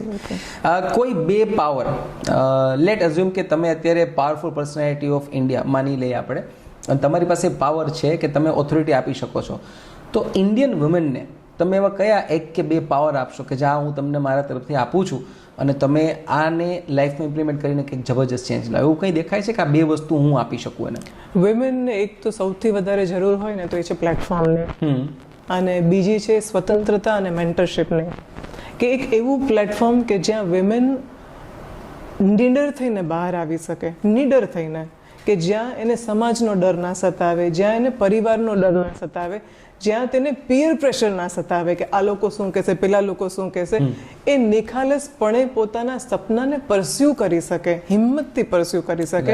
અને બીજું કે હું જ્યારે નાની હતી ને ત્યારે મને સૌથી મોટી કિંમત જે સમજાઈ હોય ને એ મેન્ટરશિપની છે. કે આજે હું 18 વર્ષની હોઉં, 20 વર્ષની હોઉં, 15 વર્ષની હોઉં, મને મૂંઝવતા પ્રશ્નોને કોણ સોલ્વ કરશે, હું કોને પૂછી શકીશ કે જેનાથી મને સંતોષકારક જવાબ મળશે. એક આવી મેન્ટરશિપ, એક આવું ગાઈડન્સ અને એક એવું પ્લેટફોર્મ કે જ્યાં બહાર આવીને વિમેન નિડર થઈને પોતાનું એક સરસ સપનું બહાર લાવી શકે. તો અલ્ટિમેટલી તમે સ્વતંત્રતા ઉપર ભાર મૂકીને મેન્ટરશિપ સમજી શકાય છે કે બિંગ અ પેરેન્ટ કે એક વડીલ વર્ગ બધા એને મેન્ટર કરે. સ્વતંત્રતા તો ઓલરેડી એ લોકો ડિમાન્ડ કરે જ છે, પણ ક્યાંક ને ક્યાંક એવું નથી લાગતું કે કાં તો સ્વતંત્રતા મળતી નથી એને, અથવા તો જે મળે છે એ એનો પ્રોપર યુઝ નથી થઈ રહ્યો હતો. તો તમારી દ્રષ્ટિએ હું એ જ પૂછીશ કે સ્વતંત્રતા એટલે શું, એને તમે શું મૂલો છો? હું પહેલા તો એક બહુ ક્લિયર ડિસ્ટિંક્શન કરી દેવા માંગુ છું કે સ્વતંત્રતા અને સ્વચ્છંદતા આ બે વચ્ચે ફેર સમજજો. સ્વતંત્ર વ્યક્તિ કોને કહેવાય કે જેના નિર્ણયોથી આસપાસના વાતાવરણને પોઝિટિવ ઇમ્પેક્ટ મળે. સ્વચ્છંદ વ્યક્તિ કોને કહેવાય કે હું મારું ધાર્યું જ કરીશ, પછી તમારું જે થવું હોય એ થાય, હું એ જ કરીશ. આ બે વસ્તુમાં એકદમ ફેર છે, એક સમજી લેજો. જ્યારે સ્ત્રી હોય કે યુથ હોય કે કોઈ પણ હોય કે પુરુષ પણ હોય, તો તમારા નિર્ણયો સ્વતંત્રતા એટલા માટે કે તમારે જે ઈચ્છો છે તમે કરી શકો, પરંતુ કોમ્પ્લિમેન્ટ સાથે. ઓકે. કે આજુબાજુના વાતાવરણને, લોકોને, પછી એ પરિવાર હોય કે તમારો લાઈફ પાર્ટનર હોય કે તમારા ફ્રેન્ડ્સ હોય કે તમારી સંસ્થા હોય કે તમારો સમાજ હોય, એ બધાને તમારી સ્વતંત્રતાથી લીધેના નિર્ણયોથી પોઝિટિવ ઇમ્પેક્ટ મળવી જોઈએ. So that to me is total freedom. મતલબ માત્ર મનગમતા કપડાં પહેરવા કે મનગમતું હરું આ તો બધી તો નાની નાની વસ્તુ, આ તો ગોસિપ કહેવાય, એ ગોસિપ કહેવાય. These are not actual, these are gossips. Okay. અગર કોઈ એવો સુપર પાવર મળે અને તમારા 20s જવા મળે, 20-21ની એજમાં, તો એવું શું લાગે છે કે આ એક વસ્તુ જે ન થઈ શકી એ કરવું, ઉમેરી શકું, કંઈક બદલી શકું? અગર આ એજે પહોંચો તો શું ચેન્જ લાવવા માંગશો તમે? આઈ થિંક આજે હું જે કંઈ પણ છું એ એટલા માટે જ છું કે જેવી રીતે મારી લાઈફ સર્જાઈ એને મેં સ્વીકારી. તો હું ચેન્જ તો કંઈ જ કરવા નથી માંગતી, જેવી છે એવી જ લાઈફ મને ગમે છે. અને જે પ્રસંગો બન્યા જેના કારણે હું આવી બની, હું એક પણ વસ્તુ ચેન્જ કરવા નથી માંગતી. પણ જો if I had a chance to write a letter to myself, I would only say one thing, કે મારી જાતને હું પત્ર લખું કે તું 20 વર્ષની હોય તો તારે શું ધ્યાનમાં રાખવાનું છે, તો હું એક જ વસ્તુ કહીશ કે જર્ની બહુ લાંબી છે, હિંમત રાખજે, સફળતા અવશ્ય મળશે. મતલબ indirectly what you are trying to say કે જે આજે આ એજમાં છે જી, એને એ નથી જોવાનું કે મારે ક્યાં પહોંચવાનું છે, પ્રોસેસ જે થઈ રહી છે, બસ પ્રોસેસ ઇમ્પોર્ટન્ટ છે, પ્રોસેસ ઇમ્પોર્ટન્ટ છે. ઘણી વખત કેવું થાય કે આપણે ગોલ એટલો બધો લીન થઈ જાય કે આ ગોલ કેમ નથી મળતો, ગોલ કેમ નથી મળતો, પરંતુ ગોલ તરફ પહોંચવા માટેની પ્રક્રિયામાં જ માણસ નિખરાઈને બહાર આવે છે. કે તમે નિખરો છો ક્યારે, કે સોનું ક્યારે નિખરે, તપે ક્યારે નિખરે ને. આઉટકમ કરતા બી પ્રોસેસ ઇમ્પોર્ટન્ટ છે, તમને આખું હોલિસ્ટિકલી ચેન્જ લાવે. ઓકે. એકતા બને વાંચવાનો કેવો શોખ છે? શોખ તો ખૂબ જ છે. મેં ખ્યાલ છે 9-9 કલાકો મેં પ્લેનમાં વાંચેલું છે, નોન સ્ટોપ એક બુક પૂરી કરી નાખો એવા મારા રેકોર્ડ્સ છે, પણ આજકાલ સમય ઓછો મળે છે. વાંચનમાં બી કોઈ ગુજરાતી બુક કે કોઈ ગુજરાતી કોઈ ઓથર, પોએટ એવો કોઈ ખરા કે જે તમારા ફેવરેટ હોય, કોઈ એની પર્ટિક્યુલર બુક ગમતી એવું કોઈ ખરું? ઝવેરચંદ મેઘાણી આપણા જ ગુજરાતી છે, સૌરાષ્ટ્રની રસધારા જો તમે વાંચી હોય તો બિલકુલ ખૂબ જ સરસ છે. અને એમાં અમુક પંક્તિઓ પણ છે કે જે તમારા હૃદયને સ્પર્શી જાય. કોઈ એકાદ બે પંક્તિ અગર તમને જો યાદ હોય તો? એક યુવાનો માટેની પંક્તિ છે, મારી ખૂબ જ દિલની નજીક છે, અને એ કંઈક આમ છે કે ઘટમાં ઘોડા થનગને, આતમ વિંજે પાંખ, અણદેઠેલી ભૂમ પર યૌવન માંડે આંખ. વાહ, સરસ. આ પંક્તિ ખૂબ ફેમસ છે. આનો સાર તમારી દ્રષ્ટિએ શું છે? મતલબ શું કહેવા માંગે છે પંક્તિ? વાત યુથની થાય છે કે અનબ્રાઇડલ્ડ પોટેન્શિયલ ઇંગ્લિશમાં જેને કહીએ, કે એની અંદર એટલું બધું સાહસ, હિંમત, તાકાત, સપનાઓ, એનર્જી, આ બધું છુપાયેલું છે, પણ એને એક ડાયરેક્શનની જરૂર છે, કે એની અંદર પાંખો છે ખાલી ફક્ત એને મોકળા ગગનની જરૂર છે કે ઉડવા તમે તમે એને ગગન બતાવો કે પક્ષી પહેલી વાર પાડામાંથી નીકળે તો એને ખબર નથી કે હું ઉડી શકવાનો છું કે નથી ઉડી શકવાનો. એની માં એને ખાલી ધક્કો જ મારે છે, પછી એને ખ્યાલ આવે છે કે મારી પાસે તો પાંખ પણ છે ઉડવા માટે. તો ઝવેરચંદ મેઘાણી આ વસ્તુને ખૂબ જ સારા શબ્દમાં અંકિત કરે છે કે યુથ એક વખત ઉડવાની કોશિશ કરે અને જો સાચું માર્ગદર્શન મળે, ડિરેક્શન તો એ જરૂરી છે. બિલકુલ. આમ તો સોશિયલ મીડિયા ઉપર ઘણા બધા તમને ઘણી બધી સલાહો આપતા હશે, ઘણા બધા લાઈક મફતમાં વગર વણ માગી મળતી હશે, પણ એકતાબા માટે કોઈ એવો બેસ્ટ આમ કે એની લાઈફમાં કે આ મારા સૌથી મોટા ક્રિટિક છે અને તમે એને સાંભળતા બી હોય એવું કોઈ ખરું? મારા મમ્મી સૌથી મોટી મારા ક્રિટિક હોય તો મારા મમ્મી છે. હું કાંઈ પણ કરું ઇટ્સ નેવર ગુડ ઇનફ. અચ્છા, એને ઓછું જ પડે છે. એને ઓછું જ પડે. ઓલો હિન્દીમાં એક ડાયલોગ છે, કિતના ભી કરો કમ હી પડતા હૈ. મારા મમ્મી એ વ્યક્તિ છે કે તમે આમ કહો કે ના આ સાડી હું તારી જગ્યાએ હોય તો હું આવી રીતે પહેરું. અચ્છા, ત્યાંથી લેક્ચર આપ્યું ને IIM માં હું હોઉં ને તો આવી રીતે લેક્ચર આપું. તમે જ લેક્ચર આપ્યા હો ને IIM માં. પણ ત્યાંથી કંઈક ને કંઈક પ્રેરણા મળે છે. That's great. તમને હંમેશા એવી કોઈ વ્યક્તિ જોઈએ જીવનમાં જે તમને સતત ટોકે અને પ્રેમથી ટોકે કે જેનાથી તમારા મનમાં પણ ઉતરે. અને એકતાબાનો બિગેસ્ટ ફેન કોણ છે તમને એવું ફીલ થયું કે આ મારો? દર્શિનીબા એની ડે મારા નાના ભાઈના વાઈફ છે. ઓકે. મારા કરતા ઘણા નાના છે પણ એના મનમાં તો હું સુપર હીરો જ છું કે દીદી કેન નેવર ડુ રોંગ. અચ્છા, દીદી જે કરે બધું સાચું જ છે. Always a cheer leader. તમે કંઈ પણ કરો રાત્રે 12 વાગે તો પણ કે દીદી super god you know. Okay, હવે આપે ક્રિટિક અને ફેન આ બંને પર્સન છે ને તમારી ફેમિલીમાંથી નીકળ્યા. સો એના ઉપર આપણે પૂછીએ what is family for you? તમને શું લાગે છે ફેમિલી શું છે? કેમ કે આ બંને લોકો તમારી ફેમિલીમાંથી તમે બોલ્યા. ફેમિલી મારું ફાઉન્ડેશન છે. હું એવું કહું કે મારા જીવનની સૌથી મોટી હિંમત હોય તો એ મારું ફેમિલી છે. કે આજે મેં તમને આની પહેલાં પણ કહ્યું કે હું કંઈ પણ કરીને આવું બહારથી મને હિંમત છે કે હું ઘરે જઈશ તો મારા ફાધર મને સાચવી લેશે. રાઈટ. મારો જીવનનો કેવો પણ સમય ચાલતો હોય, ઉપર હોય નીચે હોય, કંઈ પણ સમય હોય, મારી હિંમત છે મારા નાના ભાઈ છે કે એ મને અચૂક સાહસ આપે કે કંઈ વાંધો નહીં, આમ નહીં તું આમ ટ્રાય કર, આમ નહીં આમ ટ્રાય કર, થશે તો ખરા જ, તારે જે કરવું છે તું ત્યાં પહોંચીને રહીશ. એટલે ચીયર લીડર પણ હોવા જરૂરી છે, ક્રિટિક હોવા પણ જરૂરી છે, હિંમત આપનાર કોઈ જરૂરી છે, તમને ટાઈમે બેલ આઉટ કરે એવી વ્યક્તિ પણ જરૂરી છે. અને આ જ વસ્તુ હું કહું છું કે આના માટે લંડન તો શું, દુનિયાનો કોઈ પણ દેશ, કોઈ પણ લક્ઝરી, કોઈ પણ વસ્તુ હું 1 સેકન્ડમાં જતી કરવા તૈયાર છું કે મારું ફેમિલી છે તો બધું છે, મારું ફેમિલી નથી તો કાંઈ. આ માત્ર ઇન્ડિયામાં છે. એબ્સોલ્યુટલી. અને આ ફક્ત અને ફક્ત ઇન્ડિયામાં છે. ફોરેનમાં તમારે અપોઇન્ટમેન્ટ લઈને માતા પિતા બાળકોની રાહ જોતા હોય એવું જ બાળકો સાથે થતું હોય છે કે વીકેન્ડમાં મળવાનું થાય. આપણે ત્યાં તો અહીંયા સાંજે કહી દીધું હોય ને કે આજ શાક જરાય સારું નથી બન્યું તો સવારે ઉઠીને પાછા એ જ મમ્મીને કહેવાનું કે થોડા બટાકા પૌવા બનાવ ને. તો આ આજે આપણો કોન્સેપ્ટ ઇન્ડિયાનો જે આપણો વૈદિક કાળનો કોન્સેપ્ટ છે જોઈન્ટ ફેમિલીનો છે. બટ સમાવ ક્યાંક ને ક્યાંક આજે આપણે જોવા મળે છે કે સેપરેશન વધુ થતા જાય છે, લોકો અલગ પડી અને પોતાનું. તો આની પાછળનું શું કારણ લાગે છે તમને? અને સૌથી મોટું કે તમે કેને પ્રિફર કરો, જોઈન્ટ ફેમિલીને પ્રિફર કરો છો કે પછી સેપરેટ રહેવામાં મજા આવે છે? થોડી સમજદારીની જરૂરત છે, મને એવું લાગે છે કે થોડી સેન્સિટિવિટી, થોડી અન્ડરસ્ટેન્ડિંગ, અને આ બધી વસ્તુઓ જો આપણી સાથે હોય ને તો જોઈન્ટ ફેમિલી જેવી કોઈ મજા છે જ નહીં.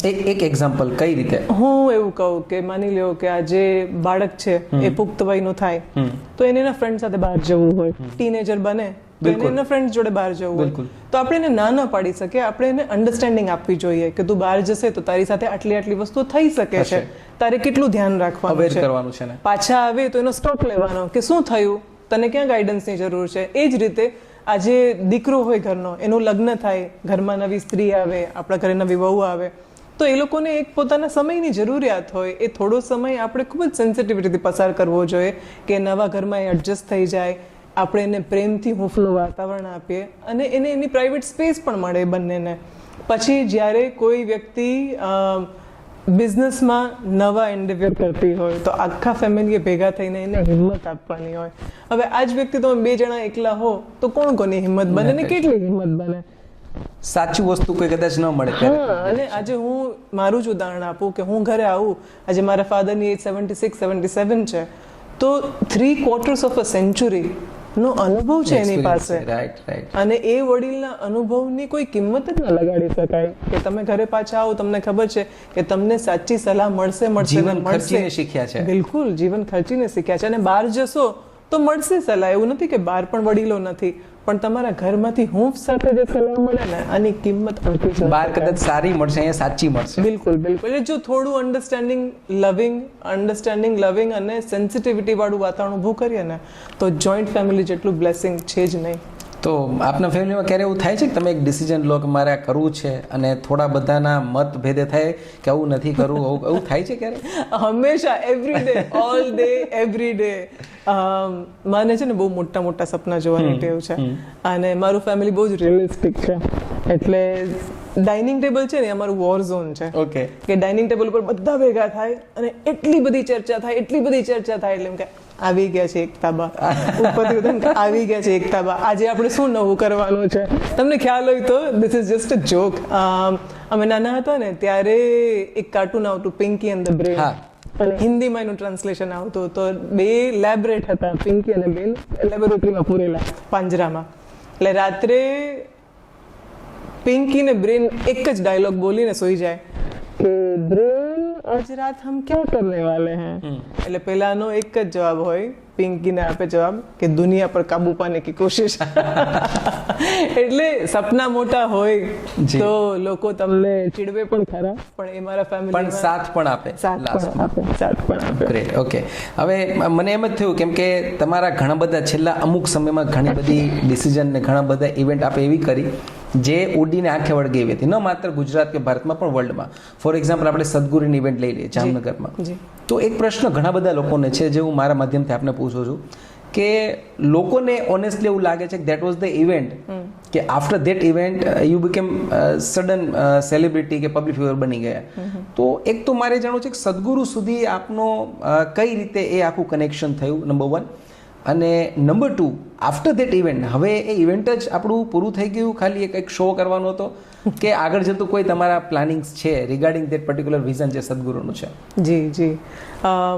સદગુરુ ઇવેન્ટથી આપ જે કહી રહ્યા છો કે પ્રોફાઇલ આમ બન્યો તેમ બન્યો, પણ એ ખૂબ જ સજાગ ઉદાહરણ છે આપણી ભારતીય સંસ્કૃતિનું કે જેમાં ગુરુનો મહિમા અપરંપાર છે. કે ગુરુની અમી દ્રષ્ટિ તમારા ઉપર પડે તો શું શક્ય નથી, અને આ એ જ વસ્તુનું મોટું ઉદાહરણ છે. સેવ સોઇલ ઇવેન્ટના કલ્મિનેશનમાં જ્યારે સદગુરુને આપણે જામનગર રિસીવ કર્યા જામ સાહેબ બાપુ સાથે, એ વસ્તુ ત્યાં પૂરી નથી થતી. સદગુરુના ગયા પછી અમે લોકો એક મોડલ પ્રોજેક્ટ અત્યારે પૂરો થઈ રહ્યો છે ઓલમોસ્ટ, અને હું ટૂંક સમયમાં જ લોકોની સામે મૂકવા જઈ રહ્યું છું કે જેની અંદર સૌરાષ્ટ્રની જમીન એકદમ પથરાળ છે, જ્યાં પાણી ખૂબ ઓછું છે. તો કેસર કેરીની ખેતી થઈ શકે કે કેમ? આજે અમે 2 પ્રજાતિઓ લઈ આવ્યા છે, વનરાજ છે, કેસર કેરી છે, પછી સોનપરી છે. આ બધી અલગ અલગ પ્રજાતિઓનો અમે એક્સપેરિમેન્ટ કરી રહ્યા છે જામનગરની અંદર. અને બીજો સૌથી મોટું ચેલેન્જ એ કે આપણી સેમી એરિડ જમીનમાં પાણી ખૂબ જ ઓછું છે. આજે ખેડૂત મિત્રો માટે એક સિઝનથી બીજી સિઝનમાં અનિશ્ચિતતા હોય છે કે આપણે નવેમ્બર આવે ત્યાં જ બોર કરાવવા માંડીએ છીએ કે પાણી તળમાંથી ઉતરી ગયું છે. તો એના માટે અમે લોકો એક પ્રોજેક્ટ કર્યો છે ખેત તલાવડીનો 2 વીઘાની અંદર, જેની અંદર અમે લગભગ 125 કરોડ લીટર પાણીનું સ્ટોરેજ અત્યારે કરી બતાવ્યું છે. થઈ ગયું છે, ઓલરેડી થઈ ગયું છે, પ્રોજેક્ટ કમ્પ્લીટ થઈ ગયો છે. એની અંદર જ ગીર ગાયથી પશુપાલન કે 5 વીઘા ઉપર 2 પશુઓની જરૂર પડે તો એ રીતે પશુપાલન કે જેનાથી કમ્પોસ્ટ આપણે પોતાનું બનાવી શકીએ, જેની અંદર ટ્યુબની વ્યવસ્થા કે ચોખાનો લોટ, ગૌમૂત્ર, છાણ અને 4-5 વસ્તુને તમે ભેગી કરો તો અમૃત કેવી રીતે બને. અને એ અમૃત પીવડાવવાનું આંબાને અને છાંટવાનું દવા તરીકે પણ કામ કરે અને ફર્ટિલાઇઝર તરીકે પણ કામ કરે. તો આ બધી વસ્તુઓને અળસિયાને દ્વારા પ્રોત્સાહન આપવાનું કે તમે આ બધું કરો એટલે અળસિયા નવા નાખવાની જરૂર જ નથી, ખાલી એ નીચે ઊંડા ઉતરી ગયા છે તો એ પાછા આવી જશે ઓટોમેટિકલી ગૌમૂત્રની સુગંધથી. તો all and all holistic project ખેડૂત ભાઈઓ માટે અમે લોકો બતાવવા જઈ રહ્યા છે કે એવું જરૂરી નથી કે તમે આંબા જ વાવો, પણ તમે 1 વર્ષની અંદર 3 પાક લઈ શકો જો તમારી પાસે પૂરતું પાણી હોય તો. અને એ પણ ખૂબ નજીવી કિંમતે અમે કરી બતાવ્યું છે. તો સદગુરુના આવવાથી, સેવ સોઇલ મુવમેન્ટને આગળ વધારવાથી અને ખેડૂત મિત્રોને રોજે રોજના સેન્સમાં ઉપયોગી કેવી રીતે થવું એ મારો નેક્સ્ટ ટાર્ગેટ છે. ગુડ, મતલબ એ ઓલરેડી તમે એક પ્રોજેક્ટ પૂરો થયો છે ને હજુ પણ બીજા તમારા ઉપર ચાલશો. Great, so that was good. બીજો પાર્ટ પણ આપણે પૂરો કરી છે ને. Last but not the least, મેં થોડો વધુ સમય લીધો છે પણ મને એમ થયું લાસ્ટ રેપિડ ફાયર કરી તમારી સાથે. અચ્છા, okay. ઓકે, સો રેપિડ ફાયર. જી. મારા શબ્દના જવાબમાં તમારો એક શબ્દ. First one, politics. ભવિષ્યને બદલવાનું એકદમ સશક્ત શસ્ત્ર. ગ્રેટ. યુથ. આવતીકાલ માટેની સૌથી મોટી હિંમત. ગ્રેટ. રિલિજન. ખૂબ જ જરૂરી. ઓકે. મની. એના વગર કંઈ શક્ય નથી. લવ. આપવાનો કે મેળવવાનો નથી, પણ પ્રેમાળ બનીને રહેવાનો છે સતત અને હંમેશા. Okay, B the love. Be the love, absolutely. Woman. Super power, પણ એને યાદ અપાવવાની જરૂર છે. આપણે વાત થઈ હમણાં, રાઈટ. મોદીજી. વિશ્વ નેતા અને વિશ્વગુરુ. ગ્રેટ. સદગુરુ. યુગ પુરુષ. Okay, next question.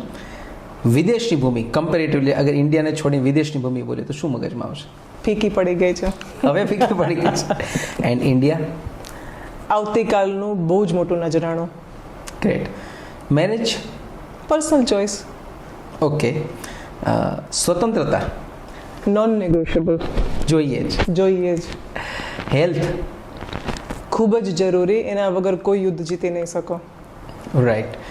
And last but not the list, અગર એકતાબાની અત્યાર સુધીની જર્નીને એક જ શબ્દમાં બાંધવી હોય તો? વાઇલ્ડ અને સ્વતંત્ર. વાઇલ્ડ એન્ડ સ્વતંત્ર. Great great. So that was too good. Thank you so much. મને એવું લાગે છે કે આખો પોડકાસ્ટમાં અગર તમે મારી સાથે રહ્યા છો તો એક વાત જે મેં ફીલ કરી છે, let me share with you. Behind the scene, behind the camera જે એકતાબા મેં જોયા છે, same in front of camera મેં જોયા છે. અને આ જે ઓનેસ્ટી ઇન્ટિગ્રિટી છે ને એ કદાચ મારે ને તમારે શીખવાની છે. સો બહુ એન્જોય કર્યું ma'am. It was Thank too you so good. much. બહુ મજા આવી અને હોપ સો કે આ પોડકાસ્ટમાંથી તમે લોકો પણ કંઈક શીખશો મારી જેમ અને કંઈક ને કંઈક વેલ્યુ એડ થશે. સો once again thank you so much ma'am. Thank you so much. જય માતાજી.